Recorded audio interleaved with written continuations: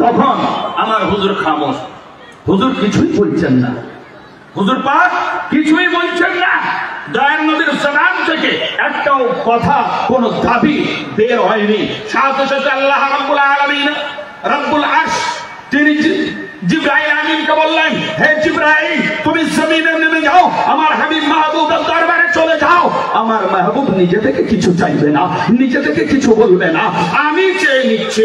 আমার হাবিবে পাক যা উত্তর দেবে, আমার বলা উত্তর দেবে, আমি যেটা বলবো সেটাই আমার হাবিবে পাকের উত্তর হবে।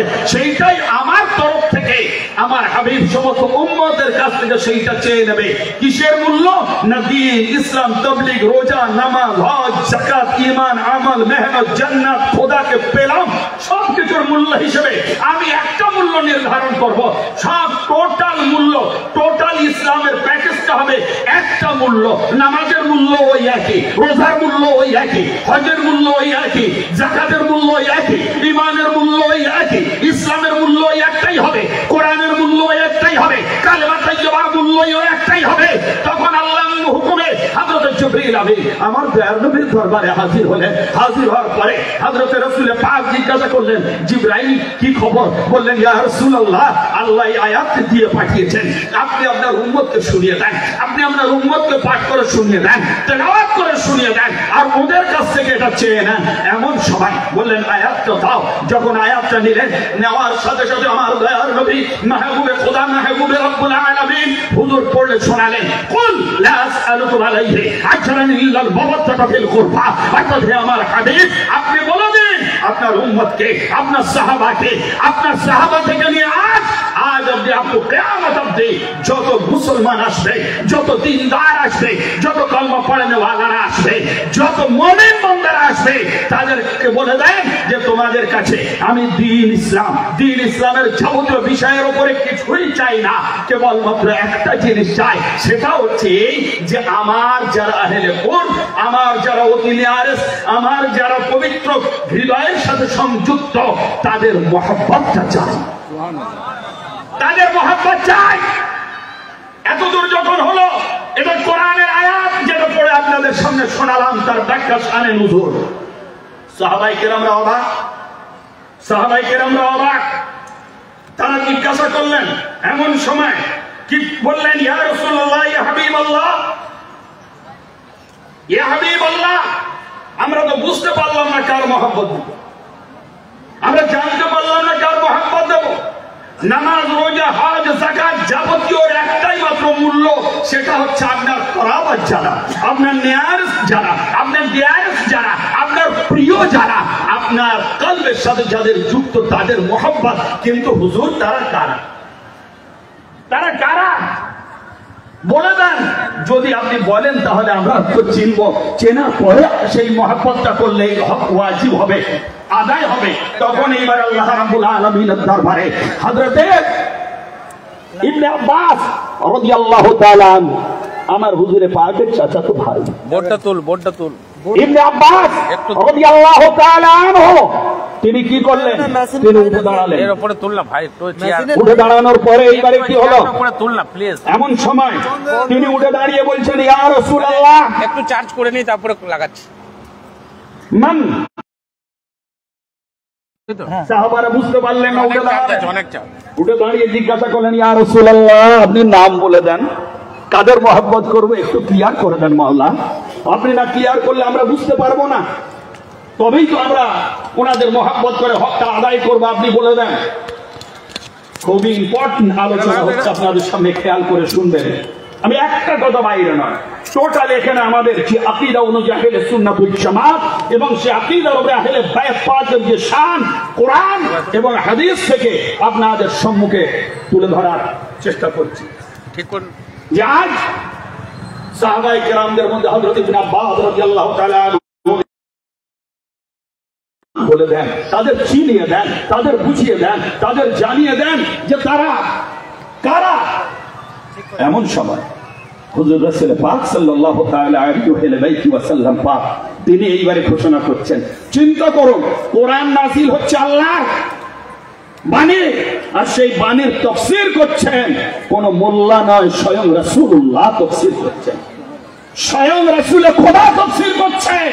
এর থেকে বড় তাফসীর পৃথিবীর বুকে আর দ্বিতীয় কেউ করার জমিনের উপরে করার ক্ষমতা নেই। কোরআন শরীফের পারফেক্ট একেবারে হকিকত তাফসীর কে করছেন? রাসূল পাক করছেন। এমন সময় রাসূল পাককে জিজ্ঞাসা করা হলো, মান হুম জাবাতাইনা মাওয়াদ্দাতুম ইয়া রাসূলুল্লাহ, কাদের মহব্বত ভালোবাসা ওয়াজিব আপনি বলে দেন। তখন আমার দয়ার নবী সরকার দুজান হুজুর পাক সাল্লাল্লাহু তাআলা আলাইহি ওয়াসাল্লাম বাই নেম এবারে বলছেন। বাই নেম কি বলছেন শুনেন। ক্বালা আলীজুন ওয়া ফাতিমাতু ওয়ালাদাহুমা, যে তোমরা ভালোবাসবে কাকে? আল্লাহর হুকুম অনুযায়ী তোমরা ভালোবাসবে কাকে? এই দ্বীনের বদলা হিসেবে তোমরা ভালোবাসবে কাকে? এই কোরআনের বদলা হিসেবে তোমরা দ্বীন ভালোবাসবে কাকে? নামাজ রোজা হজ যাকাতের মূল্য হিসেবে ভালোবাসবে কাকে? তারা হচ্ছে আলী, তারা হচ্ছে ফাতেমা, এবং আলী ও ফাতেমার দুই শাহাদাত হযরত ইমাম হাসান ও হযরত ইমাম হোসেন আলাইহিস সালাম। আজ আপনাদের জলসা শোনার হক আদায় হয়ে যাবে। আমার তৌফিক ইল্লা বিল্লাহিল আযীম। আমার মুর্শিদ পাকের দোয়া ও কিবলা পাকের পবিত্র ফয়েজ ও বরকতে যে শহীদ আজম কনফারেন্স, শহীদ কারবালা কনফারেন্স আজ আপনারা রেখেছেন, আশা করব আপনাদের হক আজ আদায় হয়ে যাবে। যে আজ হযরত ইমাম হাসান, হযরত ইমাম হোসেন, হযরত মাওলা আলী, হযরত খাতুন জান্নাত মা ফাতিমা আলাইহিস সালাতু ওয়াত তাসলিম, আলাইহিমুস সালাতু ওয়াত তাসলিম, কি আল্লাহর তরফ থেকে এনাদের মহব্বত করার কথা এসেছে। আল্লাহর তরফ থেকে কোরআনে লিখিত হয়েছে যে আমার রাসূলের ঘরানাকে ভালোবাসো, রাসূলের ঘরানাকে আলীকে ভালোবাসো। কোরআন বলছে ফাতিমাকে ভালোবাসো, হাসানকে ভালোবাসো, হোসেনকে ভালোবাসো। কেন? তোমরা যদি আলীকে ভালোবাসো, তোমরা যদি কোরআন যদি আলীকে ভালোবাসো, ফাতিমাকে ভালোবাসো, হাসান হোসেনকে ভালোবাসো, তাহলে এনাদেরকে ভালোবাসলে কি হবে? তোমাদের কোরআনের নেওয়ার মূল্য দেওয়া হবে, তোমরা নামাজ রোজা হজ যাকাতের মূল্য দেওয়া হবে, দ্বীনের যে উপরে আমল করছো ওই দ্বীনের মূল্য দেওয়া হবে, কলেমা পড়ে মুসলমান হয়েছো কলেমার মূল্য দেওয়া হবে। তাহলে বোঝা গেল যে এনাদের ভালোবাসাটাই হচ্ছে ইসলামের আসল বুনিয়াদি ঈমান। এনাদের প্রতি যদি ভালোবাসা না থাকে আপনারও নামাজ বেকার, ও নামাজ কবুল হবে না। ও হজ বেকার, ও হজ কবুল হবে না। ও যাকাত বেকার, ও যাকাত কবুল হবে না। এই ইসলামের মধ্যে থাকা বেকার, এটা কবুল হবে না। কেন? এই জন্য যে আপনি তো মূল্য চুকাচ্ছেন না, সবকিছু পালন করছেন কিন্তু এর মূল্য আপনি চুকাচ্ছেন না। আর যে মূল্য কোরআন চেয়ে নিয়েছে, কোরআন চেয়েছে, আল্লাহ চেয়েছেন। আমি আল্লাহর আল্লাহ রাসূলের কথার বাইরে আলহামদুলিল্লাহ ইনশাআল্লাহ আমার মুর্শিদের দোয়ায় এদিকে ওদিকে যাব না, খালি কোরআন আর হাদিস আর সব আমাদের আহলে সুন্নাত ওয়াল জামাতের হাদিসের উপরে আলোচনা হবে। যাক, তাহলে বোঝা গেল আল্লাহ বলে পাঠালেন হাবিব আপনি চেয়ে নেন দ্বীন ইসলামের মূল্য হিসেবে, নামাজ রোজা হজ যাকাতের মূল্য হিসেবে আপনার আহলে কুরবের মহব্বত। সাহাবারা জিজ্ঞাসা করলেন হুজুর আপনার আলম কুরবকে, তাদের বলে দেন আমরা চিনবো, চেনার পরে মহব্বত করব। তখন হুজুর বলে দিলেন তোমরা আলীকে ভালোবাসো, তোমরা ফাতিমাকে ভালোবাসো, তোমরা হাসান ও হোসেন আলাইহিস সালামকে ভালোবাসো। কোন কিতাবে আছে? জুকানি আলাল মাওয়াহিব, সপ্তম খণ্ড 30 পারা, দুররে মানসুর তাফসীরের কিতাব ইমাম জালালউদ্দিন সুয়ুতী, ষষ্ঠ খণ্ড সপ্তম পৃষ্ঠা, সুয়াইক মুহরাকা 168 পৃষ্ঠা। এছাড়াও সমস্ত আর ইবনে কাসির ও সমস্ত রকম আমাদের আহলে সুন্নাত ওয়াল জামাতের তাফসীর ও হাদিসের মধ্যে এই বর্ণনা আছে। তাহলে আজ বোঝা গেল যে এনাদের মহব্বতই হচ্ছে আসল ঈমান, এনাদের মহব্বতটাই হচ্ছে আসল ঈমান, এনাদের চেনাটাই হচ্ছে আসল ঈমান। আজ আপনারা ধন্য যে শহীদ আজম কনফারেন্স করছেন, জানতে না জানতে আপনাদের অজান্তে হলেও মহব্বতের তাকিদায় যে করেছেন আলহামদুলিল্লাহ পারফেক্ট। আপনি কোরআনের উপরে আমল করে মহব্বতের পরিচয় দিয়েছেন এই পানাগড়ের আমার ভাইরা। মহব্বতের পরিচয় সবকিছু পরে আগে রাসূল এবং রাসূলের ঘরানা, সবকিছু পরে আগে রাসূল রাসূলের ঘরানা হেলবে, সবকিছু পরে আগে পাঞ্জাতনে পাক, সবকিছু পরে আগে আওলাদে রাসূল। যদি আপনি আওলাদে রাসূলকে না নেন আপনার নামাজ হবে না, আওলাদে রসুলকে না নেন আপনার হজ হবে না, আওলাদে রসুলকে না নেন আপনার ইবাদত হবে না। কেন? আপনি যখন নামাজ পড়বেন সেই নামাজ সম্পূর্ণ সমাপ্ত করলেন, নামাজ আলহামদু রয়েছে, কেরাত রয়েছে, রুকু আছে, সুজুদ আছে, সেজদা আছে, সব আছে, কিন্তু আপনার কি জানেন, আপনার দরুদ নেই। আপনি দরুদ পড়লেন না, যখন দরুদ পড়বেন না তখন অবস্থাটা কেমন দাঁড়াবে? আপনার সে নামাজ হবে না, আপনার সে ইবাদত হবে না। কেন? হাদিস শরীফের মধ্যে আছে আল্লাহ নবী সাল্লাল্লাহু আলাইহি ওয়াসাল্লাম তিনি বলেছেন, লা তুসাল্লু আলাইয়া সালাতুল বাতরা, তোমরা আমার উপরে কেবলমাত্র লেজ কাটা দরুদ পড়ো না। সাহাবারা বললেন, ইয়া রাসূলুল্লাহ, সালাতুল বাতরা লেজ কাটা দরুদ মানে কি? আমার দয়ার নবী বললেন, কুলু আল্লাহুম্মা সাল্লি আলা মুহাম্মাদ ওয়া সাকাত, তোমরা বলবে আল্লাহুম্মা সাল্লি আলা মুহাম্মাদ, তারপরে খামোশ হয়ে যাবে। না, এই রকম পড়বে না তোমরা। খালি আমি নবী আমার উপরে দরুদ পড়বে না, খালি আমি নবী আমার উপরে দরুদ পড়াটা হচ্ছে লেজ কাটা দরুদ। কেতাব সামনে রেখে বলছি লেজ কাটা দরুদ। এইবারে বললেন, হুজুর তাহলে পুরো দরুদ কি? তখন আল্লাহ নবী বললেন, পুরো দরুদ হচ্ছে এই, আল্লাহুম্মা সাল্লি আলা মুহাম্মাদ ওয়া আলা আলি মুহাম্মাদ। মানে হে আল্লাহ, তুমি নবী মুহাম্মাদের উপরেও দরুদ পাঠাও এবং তার আল ও আওলাদের উপরে দরুদ পাঠাও। আর এইটাই আমরা দরুদ ইব্রাহিম নামাজে পড়ি, আল্লাহুম্মা সাল্লি আলা মুহাম্মাদিন ওয়া আলা আলি মুহাম্মাদ কামা সাল্লাইতা আলা ইব্রাহিম ওয়া আলা আলি ইব্রাহিম ইন্নাকা হামিদুম মাজিদ। আল্লাহুম্মা বারিক আলা মুহাম্মাদ ওয়া আলা আলি মুহাম্মাদ। যতক্ষণ না এই দরুদ আমরা পড়ি, সালাম ফেরাতে পারি, আমরা নামাজ কমপ্লিট করতে পারি। যদি মসজিদের ইমাম সাহেব যদি এই দরুদ না পড়ে সালাম ফিরিয়ে নামাজ পড়ায়, আপনারা কি তাকে রাখবেন ইমাম হিসেবে? রাখবেন কি? রাখবেন না। কেন? তিনি তো আল্লাহর ইবাদত করছেন, আল্লাহর সূরা পড়েছেন, কেরাত পড়েছেন, রুকু করেছেন, সিজদা করেছেন, তাসবিহ পড়েছেন, কিয়াম করেছেন, যাবতীয় সব আল্লাহর জন্য যাবতীয় সব করেছেন। দরুদ তো আল্লাহর জন্য নয়, দরুদ আল্লাহর জন্য নয়। আল্লাহর জন্য তো নামাজের যাবতীয় সব কিছুতে শর্ত পালন হয়ে গিয়েছে। দরুদ তো আল্লাহর জন্য নয়, কিন্তু দরুদ যদি না পড়া হয় আপনি সেই ইমামকে রাখবেন না মসজিদে। এই জন্য যে এই দরুদটাই হচ্ছে টোটাল আল্লাহর ইবাদত কবুল হওয়ার চাবিকাঠাই হলো দরুদ। আপনি নামাজ পড়েছেন, কেরাত আছে, রুকু আছে, সিজদা আছে, সুজুদ আছে, সবকিছু আছে। এই সবকিছু টোটাল নামাজের প্যাকেজটার উপরে যে ইসলাম মানলে আল্লাহর কাছে পৌঁছাবে, সেই ইসলামটার নামই হচ্ছে দরুদ। আর দরুদ কার উপরে? দরুদ খালি আমার নবী মুস্তাফার উপরে নয়, নবী পাকের সাথে সাথে ওনার পাঞ্জাতন আহলে বাইত পাকের উপরে। তাহলে এবার আপনি চিন্তা করুন, দরুদ ছাড়া যাবেন কোথা? আজ আমরা আমার পানাগড়ের বাসিন্দা ভাইরা, আপনারা ধন্য যে আহলে বায়াত বলে চেনেন। এই যে চেনেন আহলে বায়াত, এই আহলে বায়াত পাকের চিনলে আপনাদের লাভ কি হবে আমি আপনাদের সামনে সেই কথাটা বলবো। তারপরে আলাদা আলাদা সব আলোচনা হবে।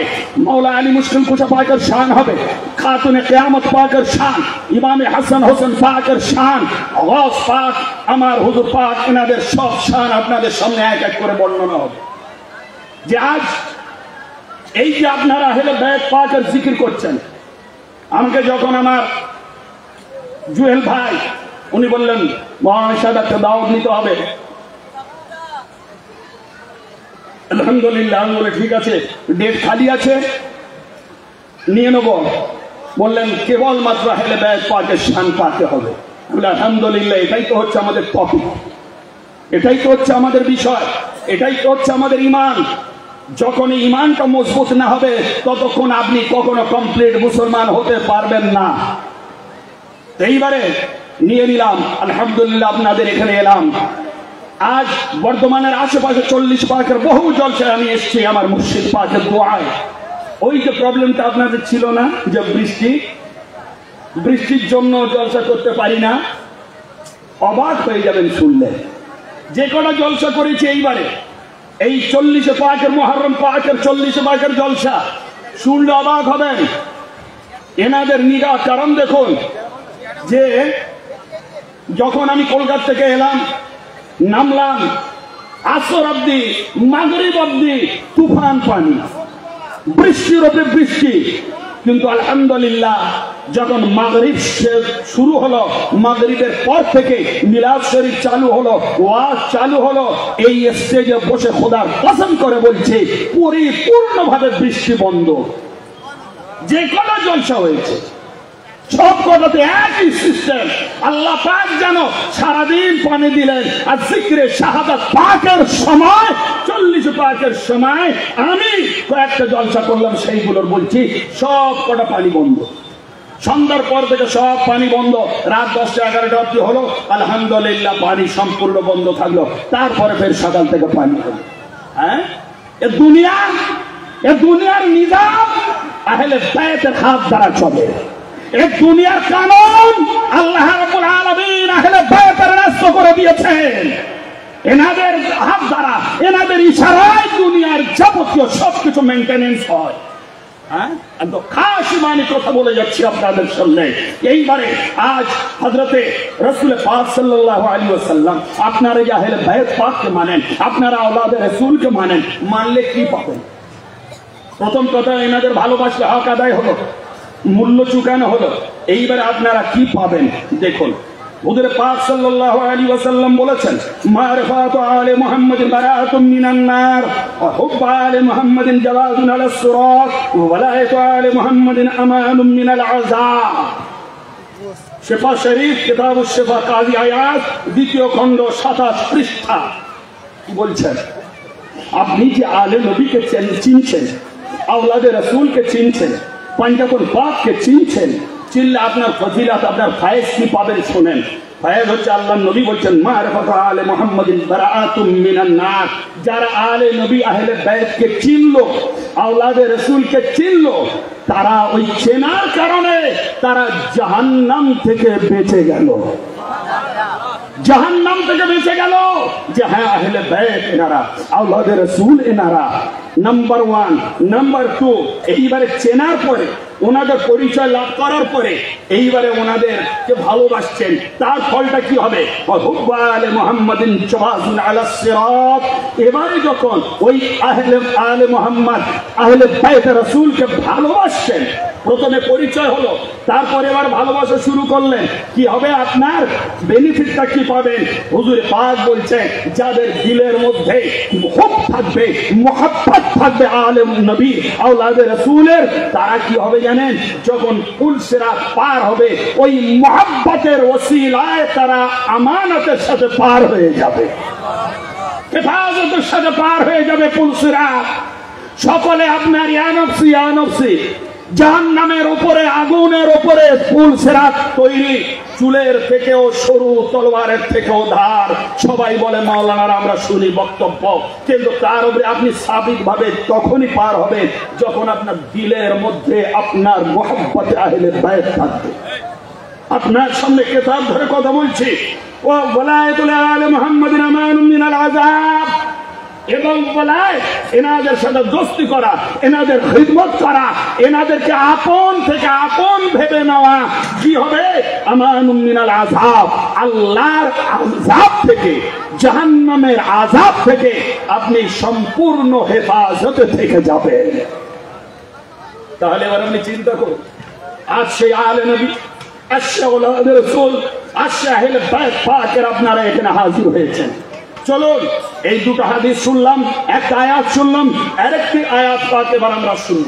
কোরআন শরীফ 3 পারা, আলে ইমরান, আল্লাহ নবী সাল্লাল্লাহু তাআলা আলাইহি ওয়া সাল্লাম পাকের পবিত্র আহলে বাইত পাকের শানে নাযিল হওয়া আয়াত শুনুন। ফাকুল তাআলা নাদউ আবনানা ওয়া আবনাআকুম ونساء ونساءكم وأنفسنا وأنفسكم ثم نبتهل فنجعل لعنة الله على الكاذبين। এই আয়াতের মানে হচ্ছে এই, হে আমার হাবিব, ওদেরকে বলেন তোমরা এসো, আমিও আসছি, আমি আমার বাচ্চাদেরকে নিয়ে আসবো, আমি আবার মহিলাকে নিয়ে আসবো, আমি আমার জানকে নিয়ে আসবো, তোমরাও তোমাদের বাচ্চা তোমাদের মহিলা তোমাদের জানকে নিয়ে আসবে, তারপরে আমরা আল্লাহর কাছে বদদুয়া চাইবো, হে আল্লাহ আমাদের মধ্যে যারা মিথ্যুক তাদের উপরে তোমার আযাবুল লানত বর্ষণ করো। সূরা আলে ইমরান 3 পারা কোরআন। এটা বুঝতে পারলেন না পরিপূর্ণ ঘটনাটা কি, আসল ঘটনাটা কি? যতক্ষণ না আমরা তাফসীরের সাহায্য নেব, মুফাসসিরিনগণ কি লিখেছেন, হাদিস শরীফে কি এসেছে, যতক্ষণ না নেব বোঝা যাবে না। আয়াত শুনলেন, মানে শুনলেন, শানে নুজুল শুনুন, বুঝতে থাকুন এইবারে কোরআন, যে কোরআনে কি বলা আছে আহলে বাইতের শানে। আমাদের তো আলেম ওলামারা এসব বলেই না। কি বলা আছে শুনেন। যে একদিন দয়ার নবী তাশরীফ রেখেছেন নিজের হুজরা শরীফে। এমন সময় নজরান, মদিনা শরীফের পাশের একটা গ্রাম, যারা হজে গিয়েছেন চিনবেন নজরান বলে জায়গাটা। ওখান থেকে, ওটা হচ্ছে খ্রিস্টান মেজরিটি এলাকা, ওদেরকে বলা হলো তোমরা ট্যাক্স দাও। ওরা দিতে রাজি হলো না। ওরা ডাইরেক্ট হুজুর পাকের সামনে চলে এলো ডিসকাশন করার জন্য। দয়ার নবী পাকের সামনে চলে এলো। হুজুর বললেন কি ব্যাপার? বললেন এইসব বিষয়ে আলোচনা। তো আলোচনা হতে হতে ওরা কি করলো জানেন? সাথে সাথে একটা আউট অফ সিলেবাস কোশ্চেন আমার হুজুরকে বলল। আউট অফ সিলেবাস, যে কারণে সে ওঠা নয়, অন্য কোশ্চেন শুরু করে দিল। কি কোশ্চেন? যে হে মোহাম্মদ, আপনি তো নিজেকে আল্লাহর নবী বলে দাবি করেন, আমরা ঈসা নবীকে মাননেওয়ালা, তো আপনি ঈসা নবী সম্বন্ধে আপনার ধারণাটা কি? ঈসা নবীকে আপনি কি মনে করেন? কি মনে করেন ঈসা নবীকে? আপনি কি মনে করেন সেটা আমাদেরকে বলুন। উনি কে? তখন আমার দয়ার নবী বললেন, তোমরাই বলো কি তোমরা মনে করো। তোমাদের ফেথ, তোমাদের বিলিফ, তোমাদের ঈমান, তোমাদের আকীদাটা দেখি। ঈসা নবী সম্বন্ধে তোমরা কি ধারণা? তখন বলছে ঠিক আছে, আমরা ঈসাকে নবী বলে মনে করি। হুজুর বললেন ঠিক। রাসূল বলে মনে করি। হুজুর বললেন ঠিক। এবং আল্লাহর পেয়ারা কিতাব প্রাপ্ত, শরীয়ত প্রাপ্ত একজন রাসূল। বলছে ঠিক। হুজুর অ্যাডমিট করে নিলেন সব। এইবারে কি হলো? এইবারে বলছেন এত কিছুর পরে হযরত ঈসা নবীকে আমরা ইবনুল্লাহ, সন অফ আল্লাহ, আল্লাহর বান্দা নয় আল্লাহর বেটা বলে মনে করি। নাউযুবিল্লাহ, আল্লাহর বেটা। এই কথাটা যেই শুনলেন আমার দয়ার নবী সাথে সাথে আস্তাগফিরুল্লাহ পড়লেন। বললেন না, বাকি সব মানতে পারি, আল্লাহর বেটা এটা মানা যাবে না। কেন? আল্লাহ বলছেন কুল হুয়াল্লাহু আহাদ আল্লাহুস সামাদ লাম ইয়ালিদ ওয়া লাম ইউলাদ ওয়া লাম ইয়াকুল লাহু কুফুয়ান আহাদ। যে শুনে রাখো, আল্লাহ একক ও অদ্বিতীয়, আল্লাহর সমকক্ষ কেউ নেই। আল্লাহ বেনিয়াজ, আল্লাহ কাউকে জন্মও দেয় না, আল্লাহ কারোর কাছ থেকে জন্মান না। তাহলে এবার আপনি চিন্তা করুন, আল্লাহ বাপ হলেন কেমন করে? তখন ওরা বলছে মুহাম্মদ এত বড় একজন নবী, বিনা বাপে যদি দুনিয়ায় আসে তাহলে ওনার সম্মানে হানি হবে না? নিশ্চয়ই ওনার যখন বাপ আছে, দুনিয়ায় কেউ নেই, তাহলে আমাদের আকীদা অনুযায়ী ওনার বাপ হচ্ছেন স্বয়ং আল্লাহ। বলুন নাউযুবিল্লাহ। যখন আমার হুজুর দয়ার নবী শুনলেন, শোনার সাথে সাথে বললেন, ও তোমরা এই যুক্তিতে ওনাকে আল্লাহর বান্দা নয় বেটা বলছো? হ্যাঁ, এই যুক্তিতে আল্লাহর পুত্র বলছি, আল্লাহকে ওনার পিতা হিসেবে আমরা গ্রহণ করছি। তখন দয়ার নবী বললেন ঠিক আছে, ইনিও নবী, আরেকটু উপরে ওঠো, সর্বপ্রথমে চলো ঈসা নবী নয়, এবার আদম নবী সম্বন্ধে তোমাদের কি ধারণা বলো। ঈসা নবীর এখানে তো অন্তত মা আছে, বাপ নেই, তোমরা বাপের আসনে খোদাকে বসাচ্ছ। কিন্তু চলো আদম নবীর কাছে। আদম নবী এমন নবী যার মাও নেই, বাপও নেই। কি বলবে এখানে? কি বলবে? এখানেও বলবে আল্লাহর বেটা আদম। তাহলে আদমের মাকে, ঈসা নবীর তো মা অন্তত আছে, আর মা হাওয়া, তার কি বলবে? সে তো আদম আলাইহিস সালামের বাম পাঁজর দ্বারা তৈরি সৃষ্টি, বাপও নেই মাও নেই, তার কি বলবে? বাপ মাকে। আল্লাহর নবীর এই যুক্তিপূর্ণ লজিক, যুক্তিপূর্ণ তর্ক এবং ডিবেটের সামনে ওরা সম্পূর্ণ ধরাশায়ী হয়ে গেল। সাথে সাথে আল্লাহ রাব্বুল আলামিন আয়াত পাঠিয়ে দিলেন, ওই আয়াত যেটা আপনাদের পড়ে মানে করলাম। ফের শুনুন কি বিসমিল্লাহির রহমানির রহিম ফাকুল তাআলাউ নাদউ আবনাআনা ওয়া আবনাআকুম ওয়া নিসাআনা ওয়া নিসাআকুম ওয়া আনফুসানা ওয়া আনফুসাকুম সুম্মা নাফতাহিল ফানাজআল লানাতাল্লাহি আলাল কাযিবিন। হে আমার হাবিব, ওদের বুঝিয়ে লাভ নেই, ওদের সাথে বেশি তর্ক করে লাভ নেই। আপনি এক কাজ করুন, ওদেরকে বলে দেন, এই খ্রিস্টান কমিউনিটির সকল তোমরা, বড় ছোট আলেম জাহিল সব তোমরাও এই ময়দানে, আমি নবী আমি ময়দানে আসছি। কে কে আসবে? আমি আমার পুত্রদেরকে নেব, তোমরা তোমাদের পুত্রদেরকে নেবে। আমি আমার নারীকে নেব, তোমরা তোমাদের নারীকে নেবে। আমি আমার জানকে নেব, তোমরা তোমাদের জানকে নেবে। সুম্মা নাফতাহিল ফানাজআল লানাতাল্লাহি আলাল কাযিবিন। তারপরে কি করব? না আমরা সকলে মিলে আল্লাহর কাছে লানত চাইবো, আমাদের উপরে যারা মিথ্যুক তাদের উপরে আল্লাহর লানত বর্ষিত হোক। এইটাই হলো আয়াত। এই আয়াতের মানে এইবারে আয়াতটা কেন নাজিল হলো আপনারা কি বুঝতে পেরেছেন? বুঝতে পেরেছেন? হ্যাঁ বা না বলুন। বুঝতে পেরেছেন যে ওরা ঈসা নবীকে কি বলছে? আল্লাহর বেটা বলছে, সেই জন্য আয়াতটা নাজিল হলো। এইবারে আয়াত যখন নাজিল হলো, আল্লাহ পাক হুকুম দিলেন ওদেরকে মাঠে আসতে বলেন। আপনিও চলেন, আপনি থাকবেন, আপনার বেটা থাকবে, আপনার মহিলা থাকবে, আপনার জান থাকবে। ওরাও আসবে, ওদেরও বেটা থাকবে, ওদেরও মহিলা থাকবে, ওদেরও জান থাকবে, ওরাও থাকবে। এইটা বলে আল্লাহ নবী চলে এলেন কোথায়? নিজের হজরায়। হজরা শরীফে এসে এইবার পুরো টিম সাজাচ্ছেন, পুরো টিম সাজাচ্ছেন। প্রথম টিম হচ্ছেন আবনা আনা, আমরা আমাদের পুত্রদেরকে নেব। তারপরে নিসা আনা, মহিলাদেরকে নেব। তারপরে আনফুসানা, জানকে নেব। তারপরে ময়দানে যাব। ওরা ওইভাবে। তাহলে ইবনে প্রথম হবে, ইবনে দ্বিতীয় টিম হবে মহিলা, তৃতীয় টিম হবে জান, পঞ্চম আপনার চতুর্থ টিম হবে স্বয়ং নবী নিজে। আল্লাহ নবী ঘরে এলেন, ছেলের টিম নিতে হবে। আল্লাহ নবীর কোনো ছেলে নেই।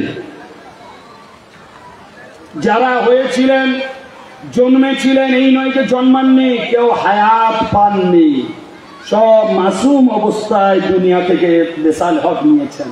তারা কারা? ইব্রাহিম, কাসিম, আব্দুল্লাহ, তাজ্জাব, তাহির, এনারা সকলে কি হলো? সকলে ওই 2-2.5 বছর বা তার থেকে কম বেশির মধ্যে দুনিয়া থেকে বেসাল নিলেন। আল্লাহ নবী পাকের শাহজাদা 4 শাহজাদি পাচ্ছিলেন, ওনারা হায়াত পেলেন। তার মধ্যে সব থেকে জান্নাতি রমণীগিরি হচ্ছেন নবী দুলালী হযরতে খাতুনে কিয়ামত মা ফাতেমা আলাইহিস সালাতু ওয়াস সালাম। আমার নবীরা শাহজাদা নেই, কিন্তু কোরআন বলছে হুজুর ওদের এগেনস্টে আপনার শাহজাদা নিতে হবে, ওদের এগেনস্টে আপনার পুত্র নিতে হবে। চিন্তা করুন, আজ পৃথিবী অবাক, পৃথিবীর মানুষ অবাক যে আল্লাহর নবীর তো কোনো পুত্র নেই, আর কোরআন বলছে পুত্র নিতে হবে। কোথায়? আল্লাহ নবী ঘরে এলেন, এসে কি করলেন?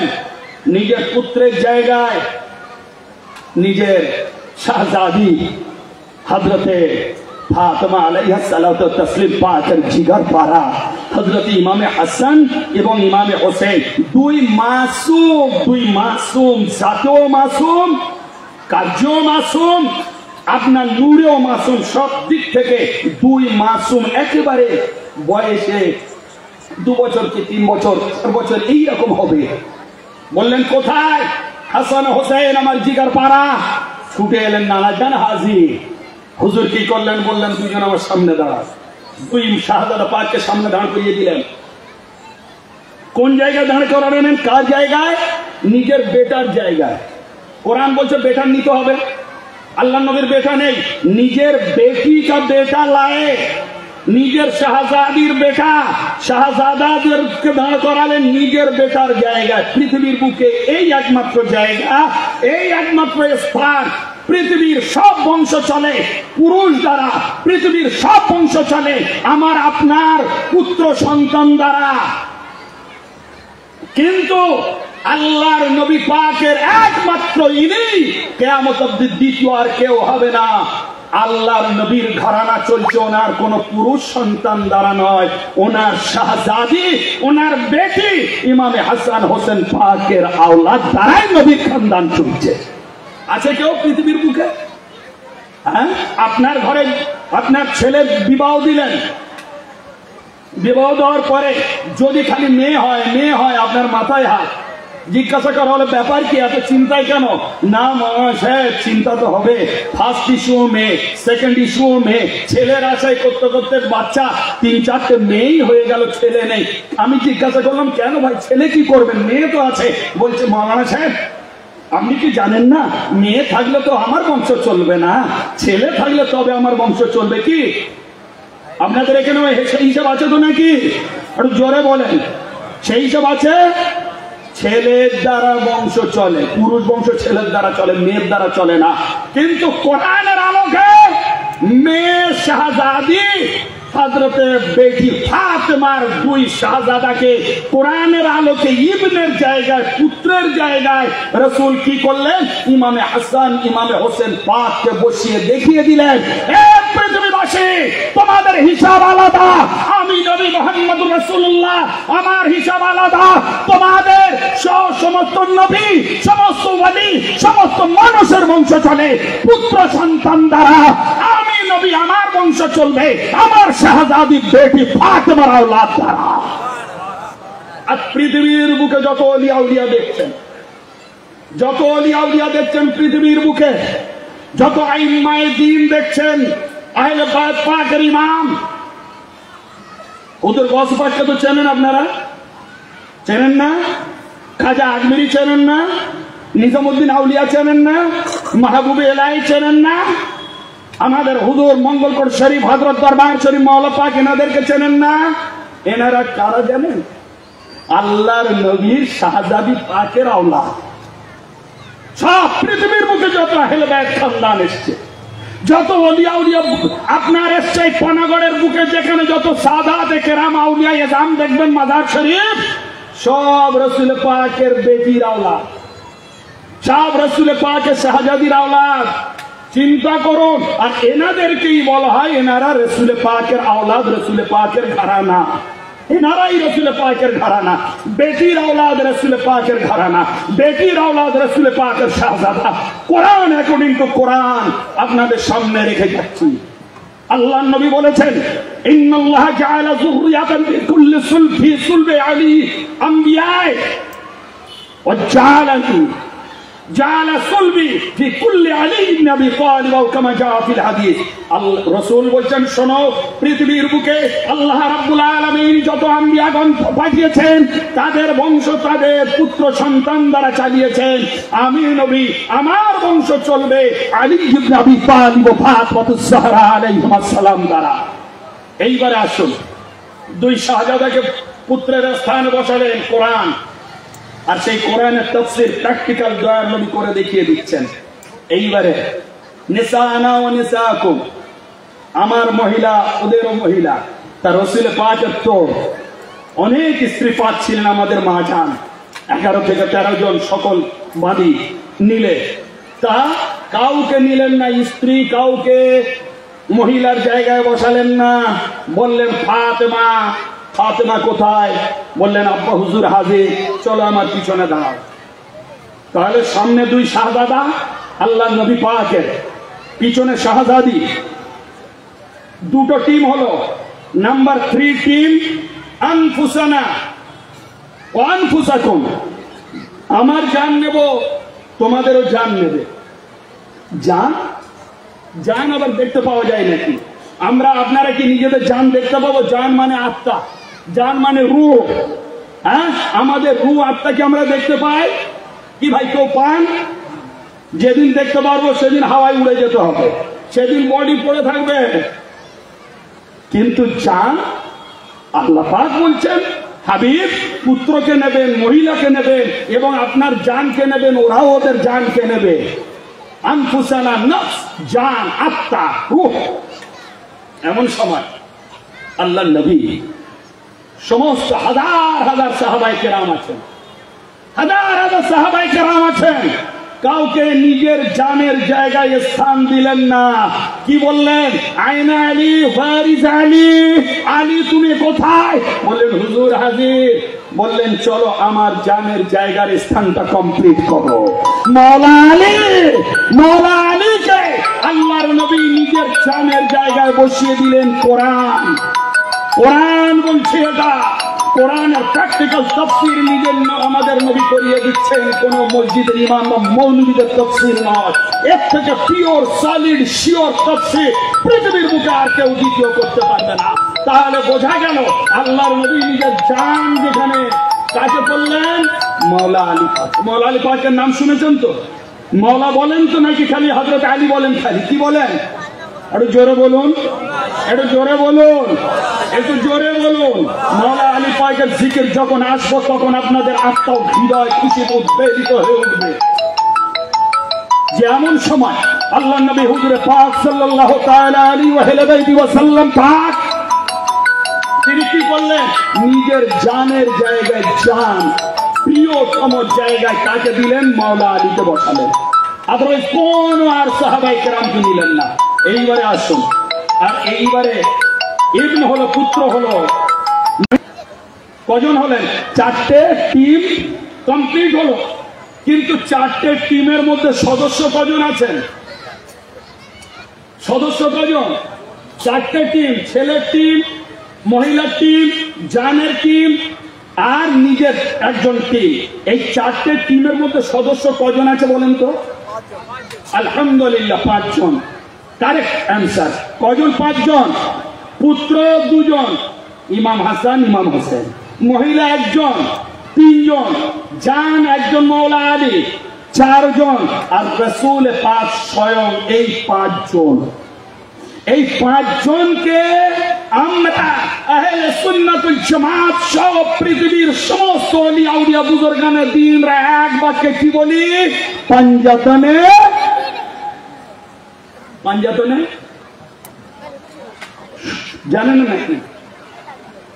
পাঞ্জাতন পাক বা পাক পাঞ্জাতন। আগে পাক কেউ বলে, পরে কেউ বলে, কিন্তু পাঞ্জাতন পাক। এই হচ্ছে পাঞ্জাতন পাকের ইতিহাস। পাঞ্জাতন পাক কারা? যে পবিত্র 5টা বডি, 5টা দেহ, 5 আত্মা। এই 5 আত্মা রাসূল, পবিত্র ফাতেমা, পবিত্র আলী, পবিত্র হাসান, পবিত্র হোসেন। কি পবিত্র? আল্লাহ নবীর পবিত্রতায় কোনো সন্দেহ আছে? কোনো সন্দেহ? যে সন্দেহ করবে তার জন্ম নাপাক অপবিত্র হয়ে যাবে। মওলা আলী পবিত্র। আল্লাহর নবী বলছেন আনা আলী মিন নূরিন ওয়াহিদ, আমিও আলী এক নূর দ্বারা তৈরি। কোন সন্দেহ আছে? এইবারে মা ফাতেমা খাতুনে জান্নাত, আল্লাহু আকবার, উনি সাত পাকে পবিত্র। এত পবিত্র পৃথিবীর বুকে দ্বিতীয় আর কেউ নেই। একটু শুনে নেন ঘটনা, বলবো ওনার পবিত্রতার ঘটনা বলবো। আজ যখন আমাদের মায়েরা, আমাদের বোনেরা যখন বাচ্চা সন্তান জন্ম দেয় তখন নাপাক হয় কিনা? 40 দিন নাপাক থাকে।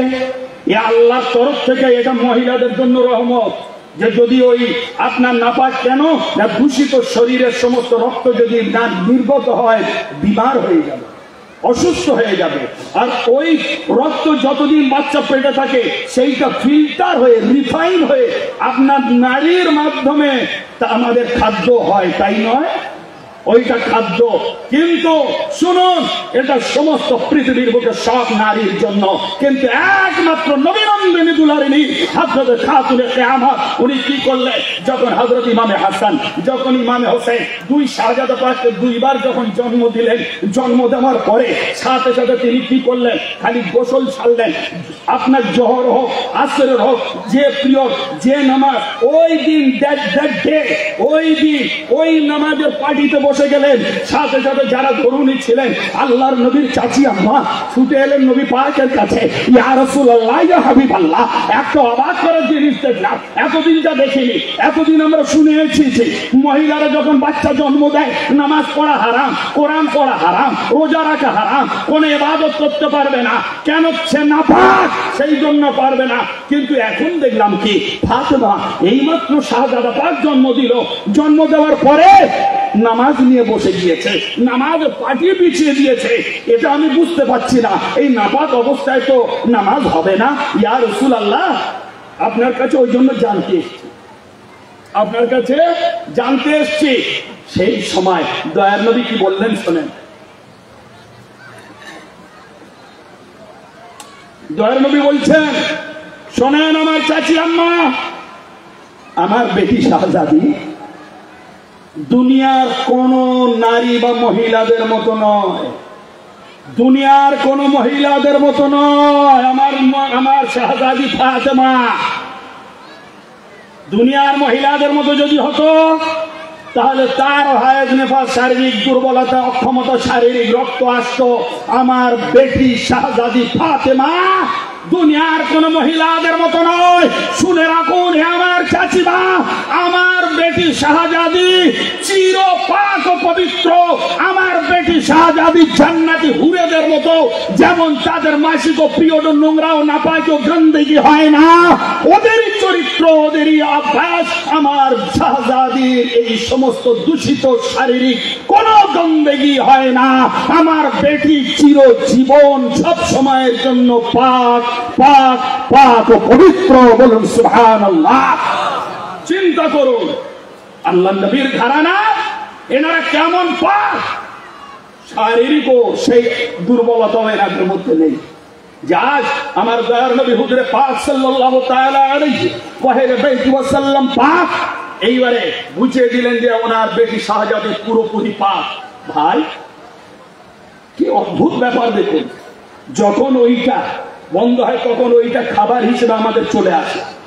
সে আলিম হোক, সে মৌলানা হোক, সে নামাজি হোক, সে মুফতি হোক, সে ওলি হোক, সে নবী হোক, যে কেউ হোক, ওর মাধ্যমেই খাদ্য খাবার আমাদের শরীর তৈরি হয় 9 মাস মায়ের পেটে। কিন্তু যখন ওনার হয়নি, খাতুনে কিয়ামত মা ফাতেমার যখন ওটা হতো না, উনি পাক ও পবিত্র, তখন হযরত ইমামে হাসান, হযরত ইমামে হোসেন কি খেতেন ভাই মায়ের পেটে? কি খেতেন? এবারে চিন্তা করুন এনারা কারা, এনারা কারা চিন্তা করুন। আল্লাহর নবী হুজুর পাক সাল্লাল্লাহু তাআলা আলাইহি ওয়া সাল্লাম তিনি বলেছেন, ফাতিমা বিযাআতুম মিন্নি, বুখারী শরীফের হাদিস, ফাতিমা আমার শরীরের অংশ। তাহলে বোঝা যাচ্ছে ফাতিমা শরীরের অংশ যদি হয়, আমার নবীর পরিচয়টা কি? কোরআন শরীফ সূরা মায়েদা 6 পারা আল্লাহ পাক বলেন, কদ জাআকুম মিনাল্লাহি নূরুন ওয়া কিতাবুম মুবিন, আমার তরফ থেকে তোমাদের কাছে একটা নূর গিয়েছে। নবী দিবসের যে ওয়াজ হয় আপনারা শুনেছেন, নূর, নূর মানে দয়ার নবী।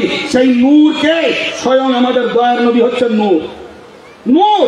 আর দয়ার নবী বলছেন আমার টুকরা হচ্ছে ফাতেমা। তাহলে বোঝা গেল এই নূরের টুকরা নূর, ফাতেমা ও নূর। আর তার গর্বে যে দুই ইমাম পাক এসেছেন ওনারাও নূর। তাহলে বোঝা গেল আর নূর যখন হবে तरीन से पाक में है, बच्चा बच्चा नूर का, तो है नूर तेरा सब घराना नूर का या रसूल अल्लाह। যখন বোঝা গেল যে রাসূল নূর, আলী নূর, ফাতেমা নূর, আর ওনার গর্বে যে দুই শাহজাদা এলেন ওনারাও নূর। আর নূরের কখনো খাওয়ার আহারের দরকার হয় না।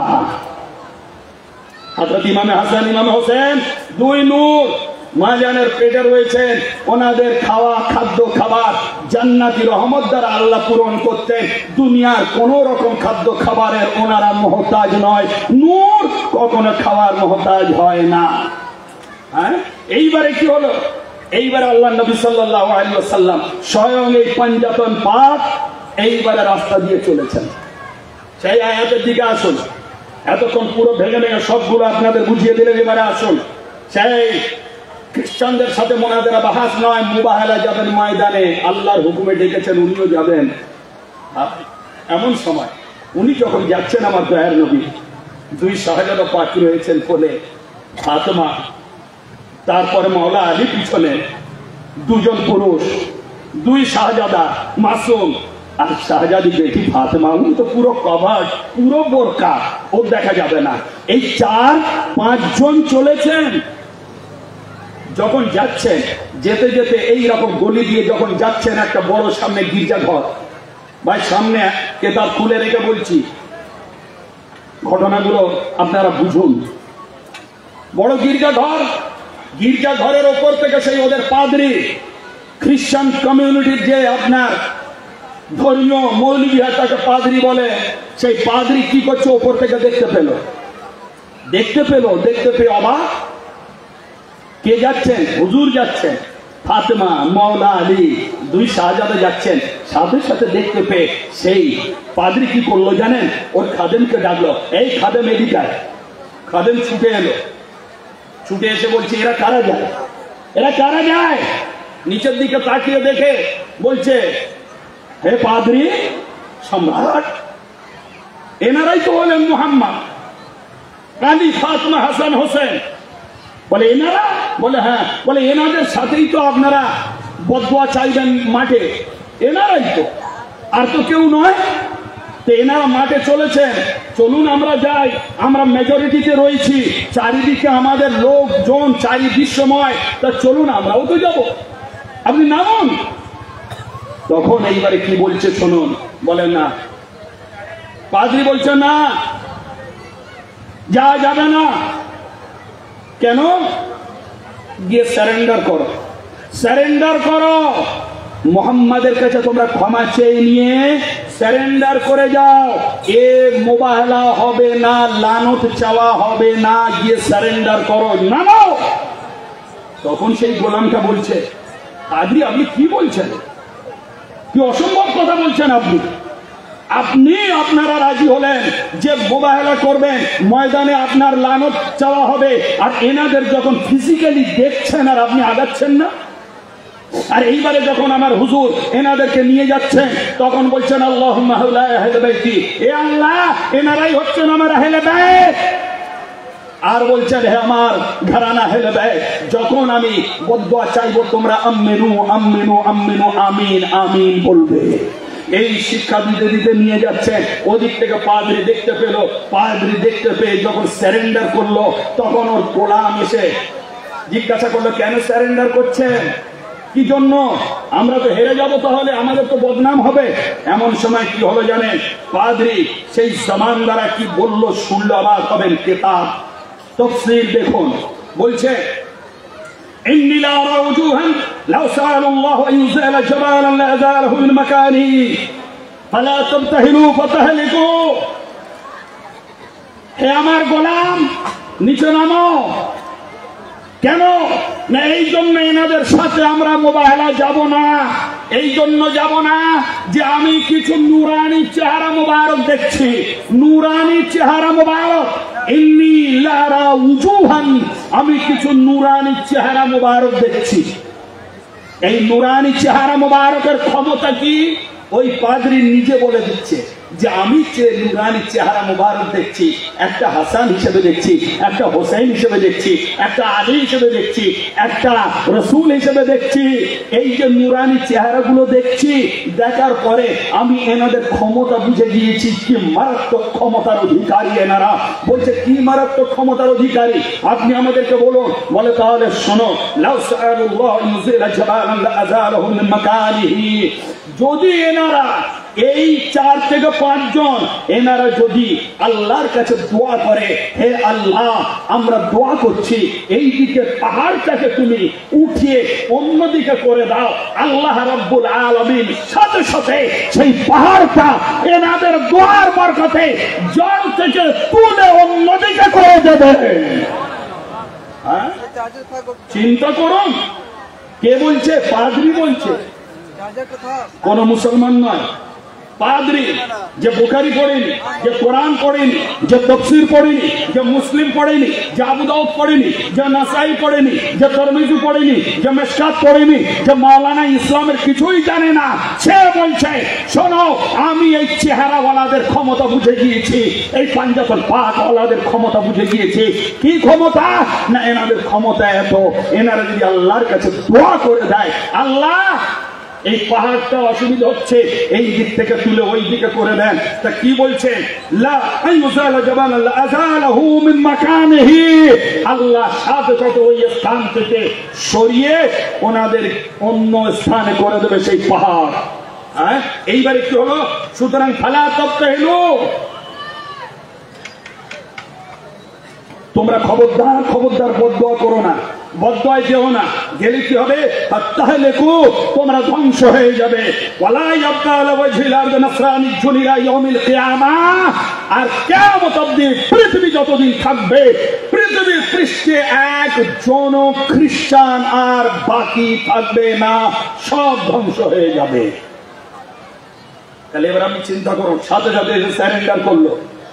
এনাদের ক্ষমতা কাদের? এই পাঞ্জাতন পাকের ক্ষমতা, যে পাহাড় পর্যন্ত এনাদের দোয়ায় চলে যাবে। কে বলছে?